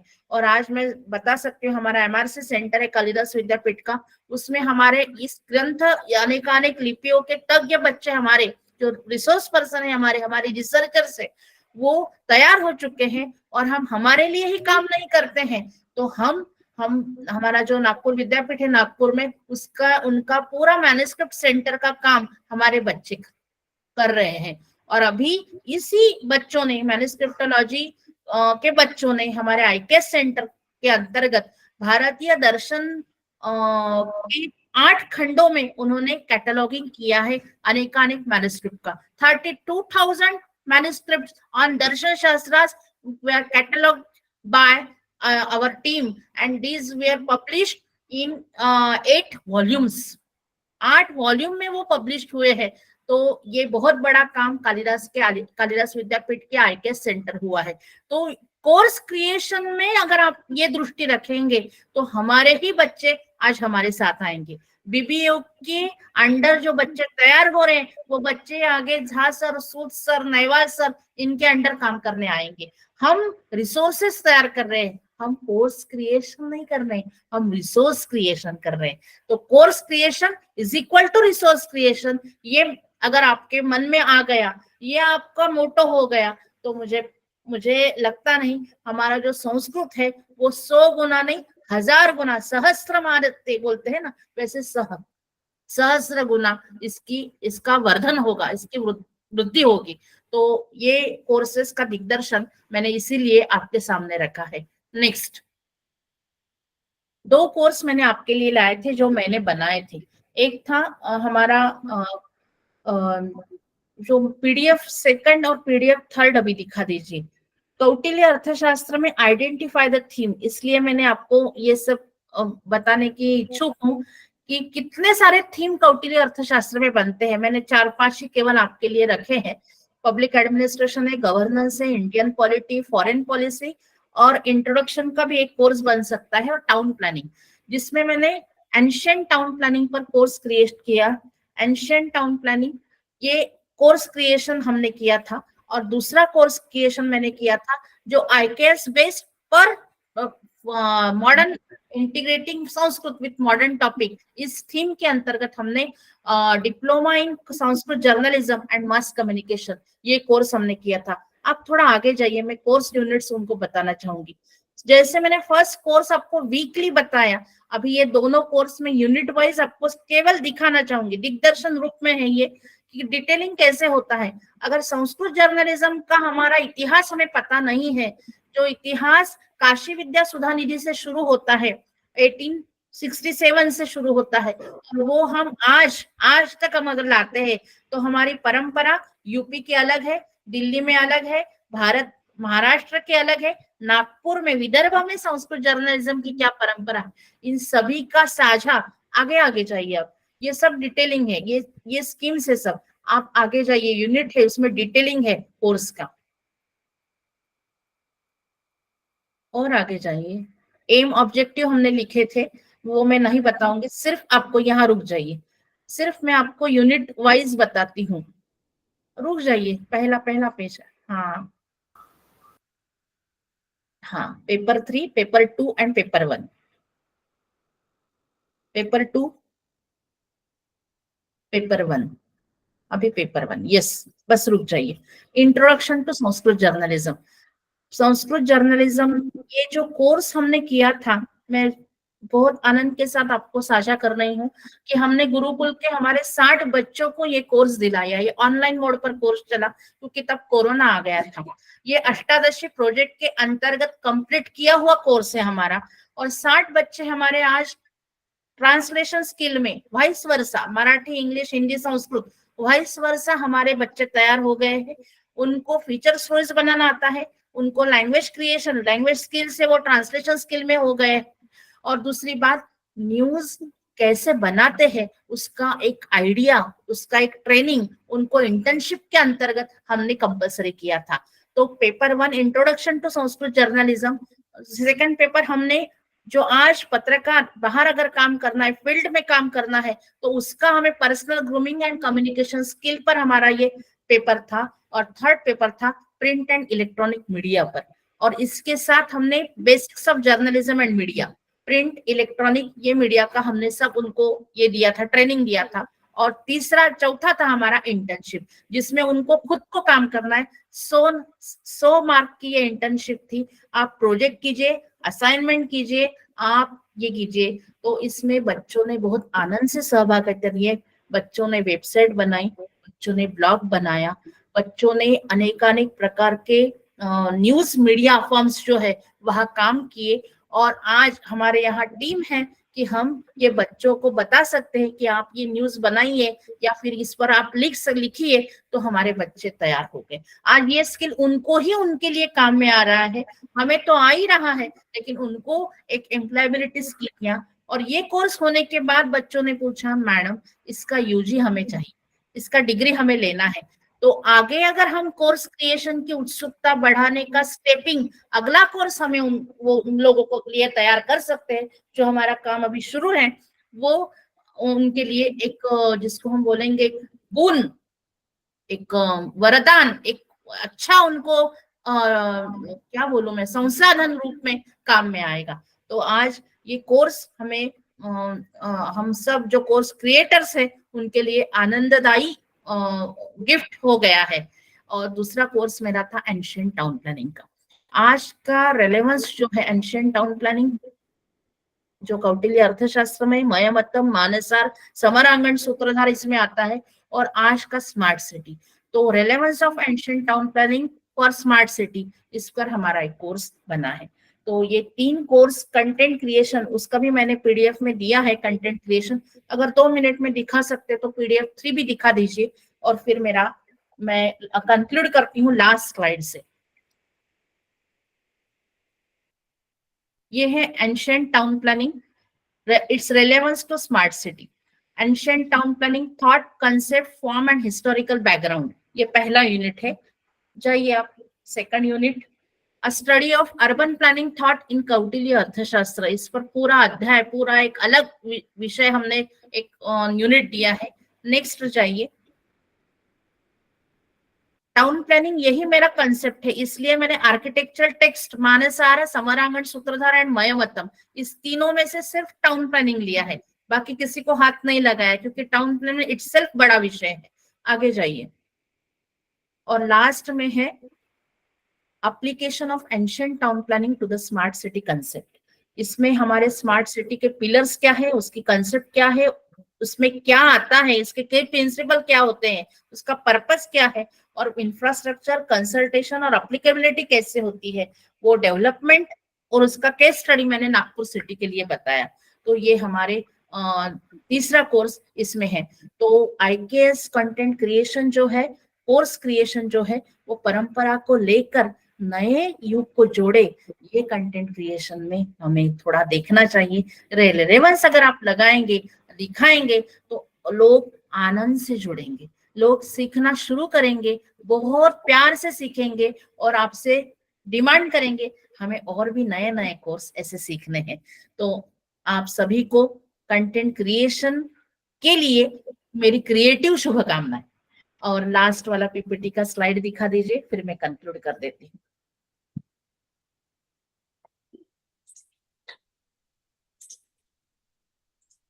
आपको आनंद होगा देखकर।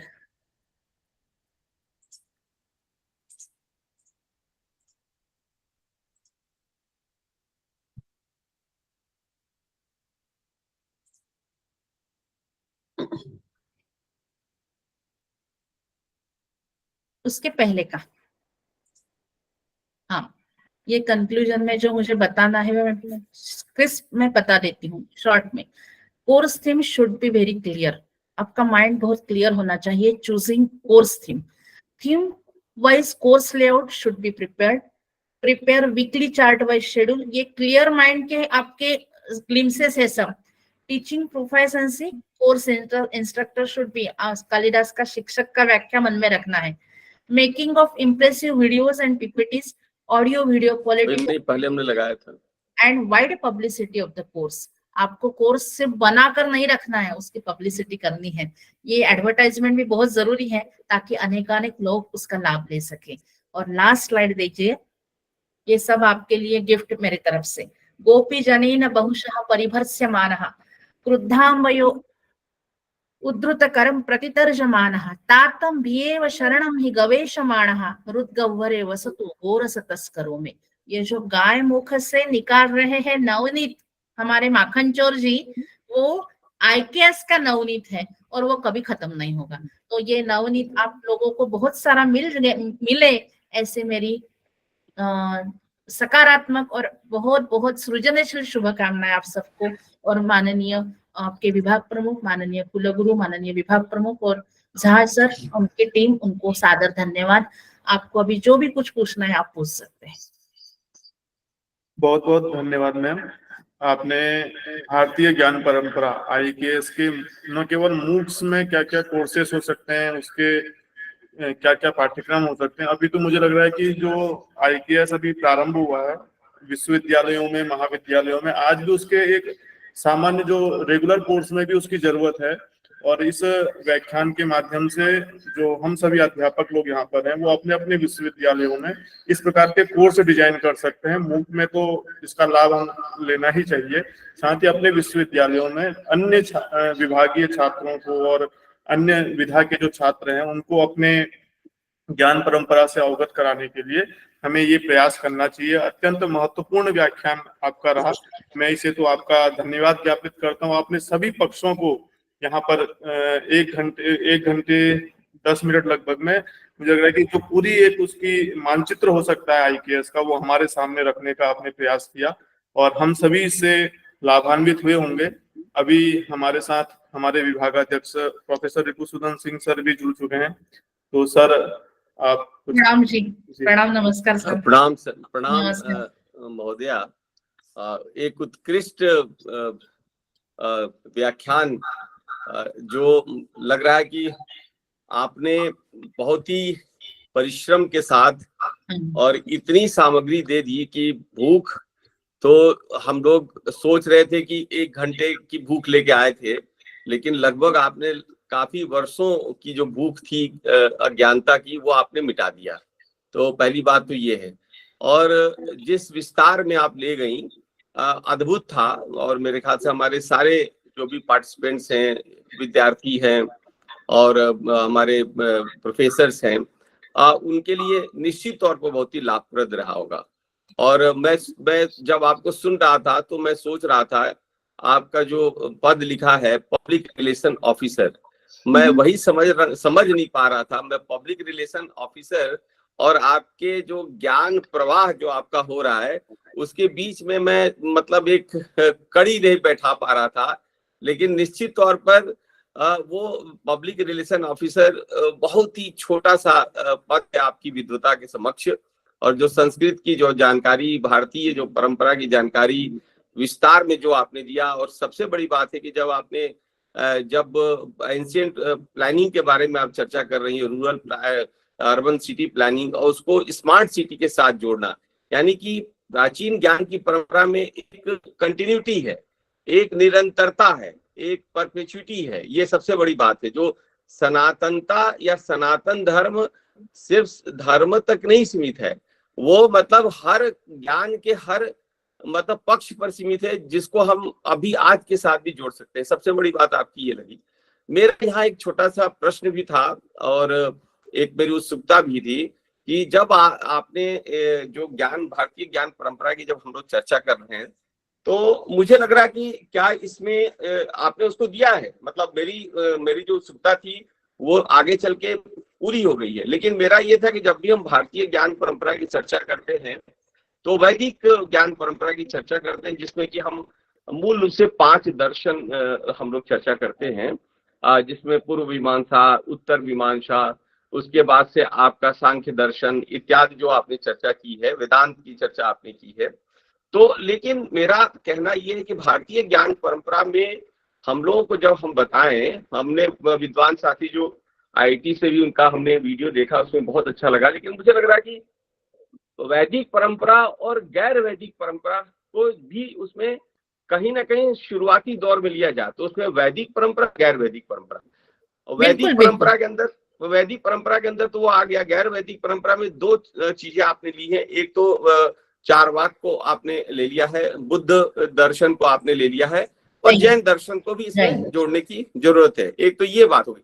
साथ ही साथ में दक्षिण भारत के अंदर जो संगम ज्ञान की परंपरा रही है और तमिल ज्ञान की परंपरा रही है, जब अगर हम इसको मिला लेंगे तो एक संपूर्ण भारतीय ज्ञान परंपरा की मतलब एक रूपरेखा मुझे लग रहा है कि तैयार हो जाएगी। और किसी को कोई शिकायत भी नहीं होगी, किसी को कोई मतलब। तो मेरी उत्सुकता भी थी। मेरा प्रश्न है कि इसको क्या तो आगे तो आपने सब जुड़ा है, लेकिन अगर उसको शुरुआती दौर में ला दिया जाए, पश्चिम के जो इंडोलॉजिस्ट है, खासतौर पर ओरिएंटलिस्ट है, जो चाहे वो यूरोपियन ओरिएंटलिस्ट है, चाहे आजकल अमेरिकन ओरिएंटलिस्ट है, वो यही दिखाना चाहते हैं कि इन दोनों परंपराओं में भेद है और झगड़ा है, जबकि झगड़ा नहीं है। उनके बीच में, जैसे मान लीजिए कि अगर हमने वैदिक परंपरा की चर्चा की तो उसमें मूल रूप से कर्म का सिद्धांत और पुनर्जन्म का सिद्धांत है। लेकिन अगर गैर वैदिक में बौद्ध जैन ले तो उसमें भी कर्म का सिद्धांत और पुनर्जन्म का सिद्धांत है, लेकिन वो थोड़ा मतांतर है उसमें।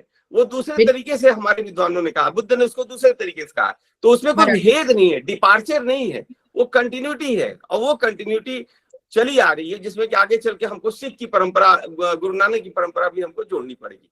ये मेरा सवाल था सर। हमारा जो ये जो प्रयास है, एक तो पहले हमारी जो भारतीय तत्वज्ञान की परंपरा, आस्तिक और नास्तिक, सिर्फ उस पर फोकस करके हमने ये यूनिट बनाया।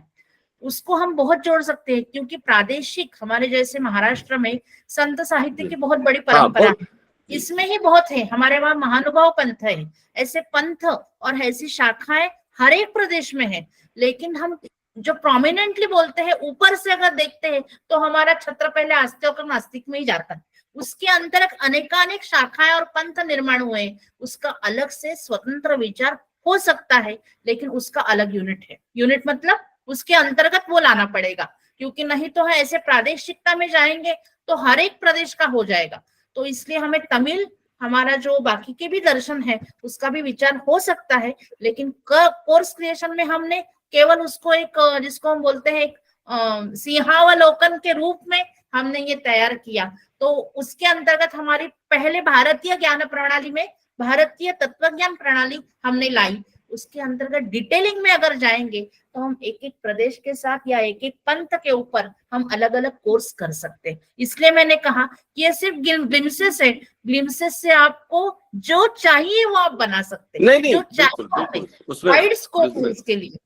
बिल्कुल बिल्कुल ठीक है, और बहुत मुझे बढ़िया। बहुत खुशी है कि आपने ये लेक्चर सुना सर, मैं बहुत आभारी हूँ। मैं प्रणामांजलि, मेरी बहुत प्रणाम आपको। नहीं सुनता तो मैं बहुत कुछ खो बैठता। तो मैंने मैं बहुत, जबकि कहीं मैं और था, मैं गाड़ी में भी उसको पहले ऑन किया, फिर यहाँ आके मैं तत्काल सुनने लगा, क्योंकि आपका लेक्चर बहुत ही मूल्यवान है। हमारे सभी समस्त साथियों को अभी अपनी अपनी प्रतिक्रिया देंगे, तो आप स्वयं में अनुभव करेंगे। धन्यवाद। अमिता जी कुछ बोलना चाह रही हैं? अभी किसी की जिज्ञासा हो और कुछ प्रश्न हो तो रख सकते हैं, हैंड रेस करके हम एक एक करके कुछ लोगों के प्रश्न ले सकते हैं।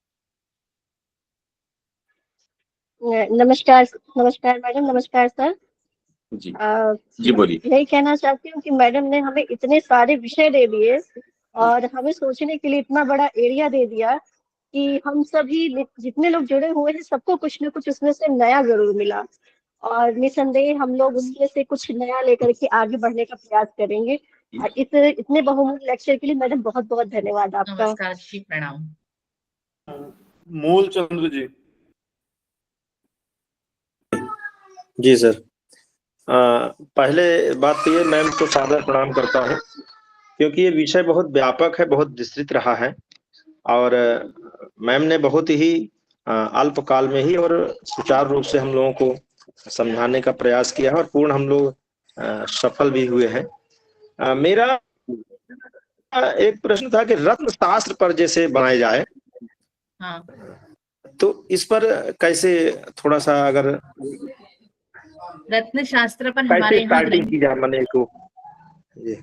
रत्न शास्त्र पर हमारे यहाँ ग्रंथ उपलब्ध है, उसको आप थोड़ा खोजिए। मैं अभी सब बताऊंगी तो आपका इंटरेस्ट चला जाएगा। पहले आप थोड़ी हमारा ज्योतिष शास्त्र जो है, ज्योतिष शास्त्र जो है, उसमें हर एक राशि के लिए रत्न बताया है। तो रत्न को बताया, ये तो बात ठीक है, लेकिन रत्न की पहचान, रत्न के जिसको हम बोलेंगे कि उसका एक विशेष क्या होता है और उससे प्रभाव कैसे मिलता है, तो इसका विवेचन हमें रत्न शास्त्र में मिलता है। आप पुखराज पहनिए, आपको गुरु का थोड़ा बल चाहिए तो आप पुखराज पहनिए, या आपको बुध को संबलित करना है तो आप पाचू, हम क्या बोलेंगे, आप मरकत मणि पाचू पहनिए, ऐसे बोलते हैं। लेकिन ये कैसे, कहाँ से मिलता है और उसको कैसे बनाया जाता है, तो उसकी प्रयोगशालाएं, पुणे में ये प्रयोगशाला एक लेडी चलाती है रत्न शास्त्र की।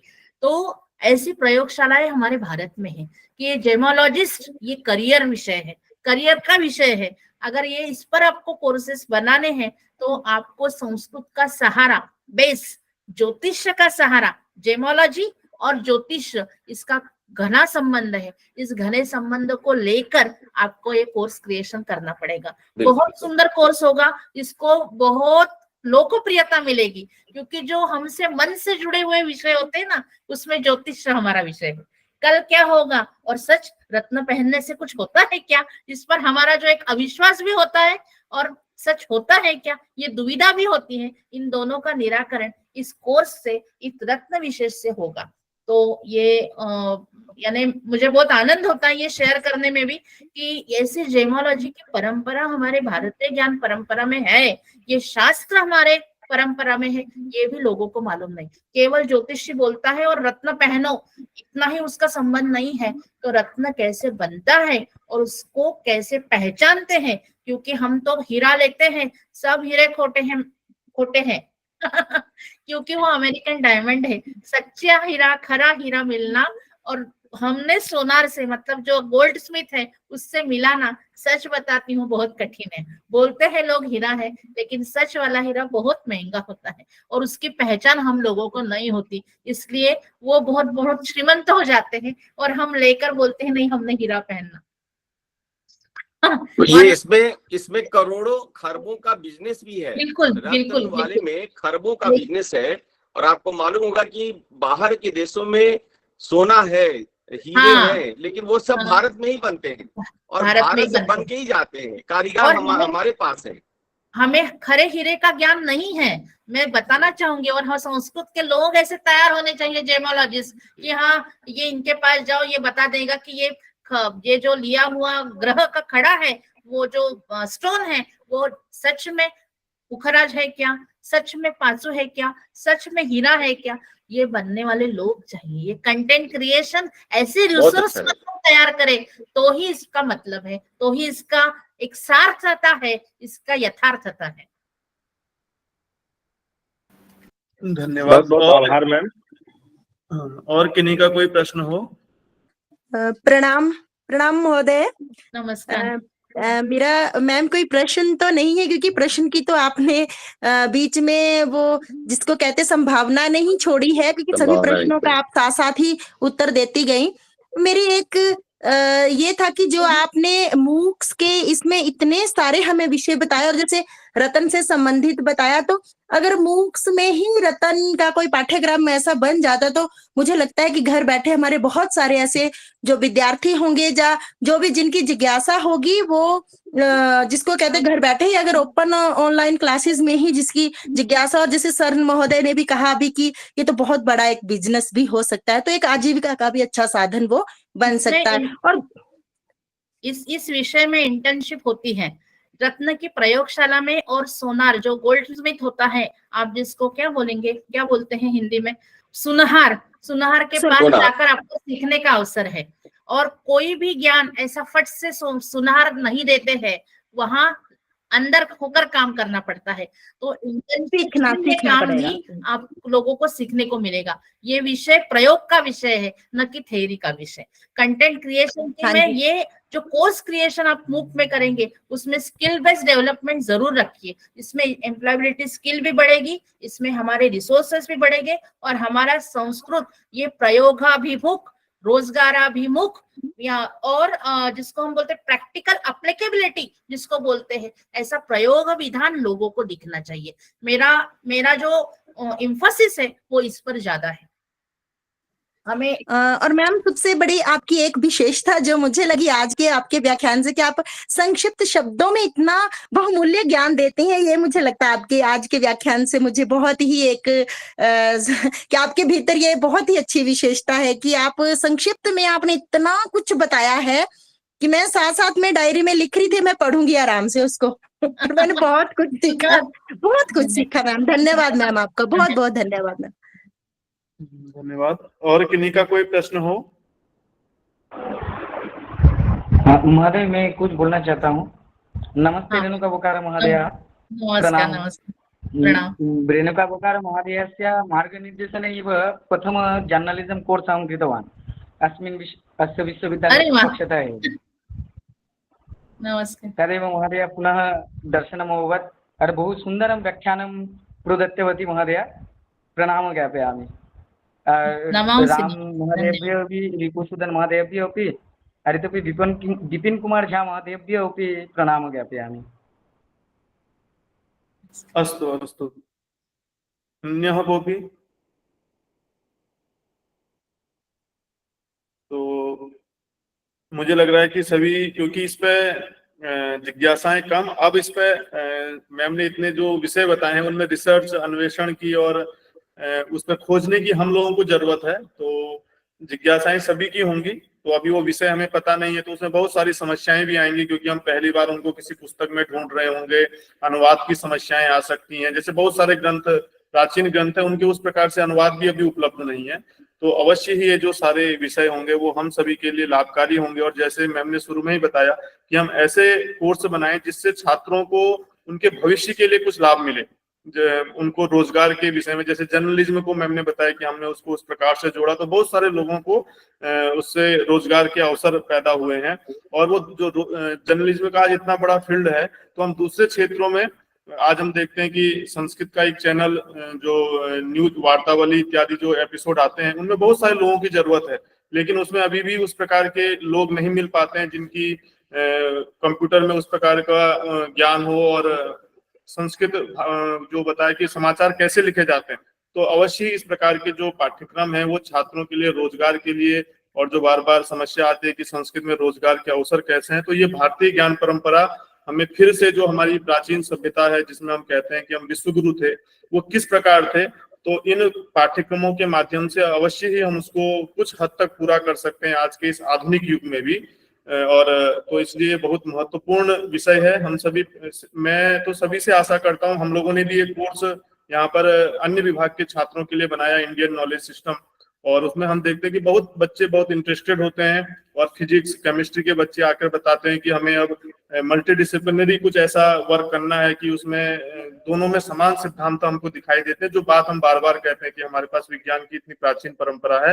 तो अगर हम इस प्रकार के कोर्स अपने विश्वविद्यालयों में एक भी कोर्स बनाते हैं, और आज तो राष्ट्रीय शिक्षा नीति हमको इतने अवसर देती है कि दूसरे छात्र आपके विभाग में कोर्स ले सकते हैं और उसको वो अपने पाठ्यक्रम में जोड़ भी सकते हैं, उनके लिए अलग से उसको पढ़ने की आवश्यकता नहीं है। तो इस विषय पर हम सभी प्रयास करें, सब विश्वविद्यालय में कोई एक विश्वविद्यालय प्रयास करेगा तो उससे इसकी पूर्ति नहीं हो पाएगी। तो इसलिए ये मैम का जो विषय था आज इसलिए भी दिया गया कि हम सभी लोग उससे उसके बारे में जाने, और भारत सरकार इस विषय में बहुत सारे नए नए कार्यशालाएं, बहुत सारे ऐसे प्रोजेक्ट ला रही है, लेकिन हम सभी का भी कर्तव्य है कि हम सभी उसमें अपनी सहभागिता सुनिश्चित करें। तो इतना कह करके एक दो सूचनाएं, हाँ मैं एक वाक्य बोलना चाहूंगी।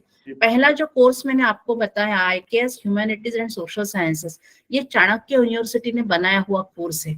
ये कोर्स आदर्श प्रारूप मॉडल में मैंने आपके सामने रखा था। और दूसरे दो कोर्स जो एंशिएंट टाउन प्लानिंग हमारे NEP कोर्स के अंतर्गत हमने लिया है, और डिप्लोमा इन संस्कृत जर्नलिज्म जो हमने 3 साल, लगभग हम 3 साल हो गए हम चला रहे हैं वो कोर्स, ये हमारे प्रारूप मॉडल है हमारे कालिदास विद्यापीठ के। तो आपको प्राइवेट यूनिवर्सिटी जो काम करती है, महादेवन सर का मैंने आपको जो ये बताया कि जो मेरा कहना था कि हमारा क्वालिटी अच्छा होना चाहिए, वो रिसोर्स पर्सन अच्छे होने चाहिए, उनका जो ट्रांसफॉर्मेशन स्किल है, नॉलेज ट्रांसफॉर्मेशन स्किल है, वो अच्छा होना चाहिए। उसके लिए एक स्टैंडर्ड कोर्स और डिटेलिंग सेट मैंने दिया, और दूसरे 2 कोर्स हमारे विद्यापीठ की तरफ से हम जो चला रहे हैं वो भी मैंने आपके सामने रखे हैं। एक क्वालिटी जो क्रिएशन होना चाहिए हम लोगों से, जो अपेक्षाएं हैं, उसके अंतर्गत मैंने ये आपके सामने रखा है। तो मैं आशा करती हूँ इससे आप एक भी कोई ग्लिम्स ले तो मुझे आनंद होगा। बहुत इस अवसर के लिए बहुत धन्यवाद जी। धन्यवाद। जैसे कि ये इंडियन नॉलेज सिस्टम मैम ने बताया, बी माधवन जी जिनका वीडियो भी हमने सुना, उनकी एक पुस्तक है जो मेरे पास अभी उपलब्ध है, ये हम सब लोग उसको देख सकते हैं, Indian knowledge system, introduction to Indian knowledge system concept and applications करके, ये अंग्रेजी भाषा में पुस्तक है, छपी हुई है, और हमें अमेजन पे, फ्लिपकार्ट पे बहुत आसानी से ये उपलब्ध है, और इसकी बहुत मतलब बिक्री भी इसकी बहुत हो रही है, लोग इसको पढ़ समझ रहे हैं। तो हम सभी जो आज का व्याख्यान मैम का, इसमें लगभग बहुत सारी जानकारी उपलब्ध है, ये कोर्स के रूप में हम इसको देख सकते हैं, एक संग्रह, बहुत अच्छा संग्रह उन्होंने किया हुआ है। तो हम सभी प्रारंभ करने के लिए इस पुस्तक का अवश्य ही उपयोग कर सकते हैं। तो जो आज की, और किसी को यदि पूछना हो तो अब समय भी हो गया है, तो आगे अगर किसी की जिज्ञासा हो तो हम ग्रुप में डाल सकते हैं, तो हम उनको मैम के माध्यम से आप तक उनकी जिज्ञासा अवश्य पूर्ण करने का प्रयास करेंगे। और एक जो सूचना है हाँ सर, इस पुस्तक का अगर PDF हो तो प्लीज सर ग्रुप में शेयर कर दीजिएगा। इसका PDF अभी उपलब्ध नहीं है, हमें थोड़ा सा व्यय भी करना चाहिए कोई अर्जन करने के लिए, क्योंकि उन्होंने ये बहुत मेहनत से लिखी हुई है, और आप समझिए कि वो IIT के डायरेक्टर हैं, और उसके बाद उन्होंने ये कुछ काम किया हुआ है। तो हमें इसको क्रय कर लेना चाहिए, 600-700 रुपए इसकी कीमत है, और बहुत आसानी से आपके घर तक वो पहुंचा जाएंगे, आपको कहीं जाने की भी आवश्यकता नहीं है। ओके सर, ओके, खरीदना है, ठीक है, थैंक यू। ठीक है, तो इसका PDF है नहीं, अगर होता तो हम अवश्य प्रेषित करते। और जो सूचना ये है कि जिन प्रतिभागियों के प्रस्तुति जो 26 तारीख को हुई थी इस कार्यशाला से संबंधित, जो उनकी रह गई है, उनकी प्रस्तुति कल होनी है। और जैसे बार बार प्रतिदिन सूचना दी जा रही कि आप सभी अपने जो PDF हैं, अपने PPT हैं, उनको मेल के माध्यम से कल सुबह 10 बजे तक जो भेजेंगे, उन्हीं की प्रस्तुति यहाँ पर की जाएगी, क्योंकि समय का भी देखा जाएगा, क्योंकि हमारे पास समय कम है। तो आप सभी इस का पालन करेंगे और जैसे बताया कि जिसकी प्रस्तुति रह जाएगी वो जो फिर हमारे जो हमने इस कार्यशाला के नियम बनाए हैं उसमें आप पूर्ण रूप से सफल नहीं हो पाएंगे। डॉक्टर मेस जी सर, हमने कहा कि एक भी सूचना रोज दे दीजिए। जो 5 तारीख का जो समापन समारोह है वैलेडिक्टरी, उसमें बड़े अच्छे लोग आ रहे हैं, तो वो उसमें अपना 2:30 बजे से वो कार्यक्रम होगा 5 तारीख को, सैटरडे को, शनिवार को। तो उसमें कृपया आप अपनी उपस्थिति सुनिश्चित रखें, बहुत ही महत्वपूर्ण रहेगा वो कार्यक्रम। उसमें अच्छे मतलब वक्ता भी हैं, केंद्रीय संस्कृत विश्वविद्यालय के कुलपति महोदय ने भी अपनी सहमति दी है। तो मुझे लग रहा है बहुत अच्छा लगेगा आप लोगों को, तो उसको आप लोग किसी भी मतलब शर्त पर मिस मत करिएगा, ठीक है? अवश्य। हाँ, ये पहले भी सूचना दे दी है कि 5 तारीख को जो कार्यक्रम है उस दिन हमारा पहले जो व्याख्यान होना है वो सुबह 11 बजे से 1-2 घंटे के जो व्याख्यान है वो होंगे। उसके बाद अंतिम सत्र समापन का रहेगा, उसमें हमारे साथ 2-2 विश्वविद्यालय के कुलपति और हमारे कुलपति जी भी जुड़ेंगे और उसमें अन्य विद्वान लोग भी आने हैं। डॉक्टर सुमन KS त्रिपुरा विश्वविद्यालय से आने हैं और भी विद्वान आने हैं। तो हम सभी यदि जुड़ेंगे और एक मतलब जैसे हम बार बार आग्रह करते हैं आप लोगों से, वीडियो खोलते तो उन लोगों को भी लगता है कि हाँ ये जो कार्यशाला हुई है, जो केंद्रीय संस्कृत विश्वविद्यालय ने इस कार्यशाला को कराने के लिए आर्थिक सहायता की है तो वो सफल है, और नहीं तो वो आगे ऐसे और भी कार्यशालाएं के लिए वो प्रोत्साहित होंगे। नहीं तो उनको लगेगा कि ये तो चल रहा है, ऑनलाइन में लोग सुन रहे हैं, रोज ही प्रतिदिन बहुत सारे कार्यक्रम हो रहे हैं, तो हम उनसे कैसे अलग हैं। तो ये हम सभी इस माध्यम से उनको दिखा सकते हैं और ये बहुत कुछ सीखने का भी अवसर होगा। तो और किसी को कुछ पूछना हो तो पूछ सकते हैं, उसके बाद हम कार्यक्रम को समाप्त करेंगे। बिल्कुल ठीक जी। अमित, वीडियो मैं भी बंद कर सकता हूँ, ठीक है? आप मैम, आपका बहुत बहुत धन्यवाद। विभाग की ओर से, विश्वविद्यालय की ओर से आपने समय दिया और हम आशा करते हैं, आज सर कहना भूल गए कि आप हमारे विश्वविद्यालय में ऑफलाइन माध्यम से किसी कार्यक्रम में हम अवश्य आपको बुलाएंगे, जिसके माध्यम से हम जो यहाँ पर प्रतिभागी जुड़े हुए हैं उनको फिर से सशरीर यहाँ उनको सुनने और सुनाने का अवसर हमको मिले और आपके विश्वविद्यालय के साथ भी हम कार्यक्रम कर सकते हैं, आर्थिक सहायता के लिए भी और एक अकादमिक सहायता के लिए भी। तो ये बहुत रमेश जी, पूरा विश्वास है कि कुछ हम लोग प्रयास कर रहे हैं। विश्वास है कि 100, 150, 200 लोगों को हम लोग बुलाएंगे। हाँ, मैंने पूर्व में कार्यक्रम किया तो 500-500 लोग बुलाए। अब वो जमाना चला गया, कोविड के पहले की बात है। कोविड के बाद थोड़े हम लोग मारे गए हैं, तो मैं फिर भी चाहूंगा कि 100-150 लोग हमारे आने वाले कार्यक्रम में फिजिकल मोड में आए। मैडम को तो आना ही पड़ेगा, ये तो मैं मान के चल रहा हूँ कि she will have to come. और अभी से अनुरोध भी है, हम आपको दे रहे हैं, सभी हमारे प्रतिभागियों को हम एक तरह से हम आप सबको निमंत्रण दे रहे हैं। प्रयास करेंगे कि जो इसमें सम्मिलित हो हम लोग तैयार हैं, सबको हम लोग बुलाएं, मतलब अगर संभव हो पाए तो, ठीक है? किसी को छोड़े नहीं। तो एक बड़ी सशक्त, मुझे लग रहा है ये टीम तैयार हो रही है और सजग टीम है, बहुत ही मतलब चेतना से लैस जिसको हम कहते हैं। मैडम ने तो इतने पक्ष आज दिखा दिए कि मुझे लग रहा है कि अभी तो आज पूरे चिंतन के लिए हफ्ते भर के लिए सामग्री आपने दे दी है। और अब मेरे विद्वान साथी कुछ ना कुछ चैन से बैठेंगे नहीं घर में। अब पति पत्नी के संबंध थोड़े दिनों तक बिगड़े रहेंगे, क्योंकि अब चिंतन ही का दौर चलेगा। तो मुझे अच्छा लगेगा अगर ऐसा होता है। तो धन्यवाद। धन्यवाद, बहुत धन्यवाद सर, आपको निमंत्रण का सहर्ष स्वीकार कर धन्यवाद। हम जरूर आए जी मैम, बहुत बहुत धन्यवाद। हम लोग बहुत नजदीक है सर, लखनऊ से। प्रयागराज और यहाँ रामनगर दोनों के बीच में लखनऊ है।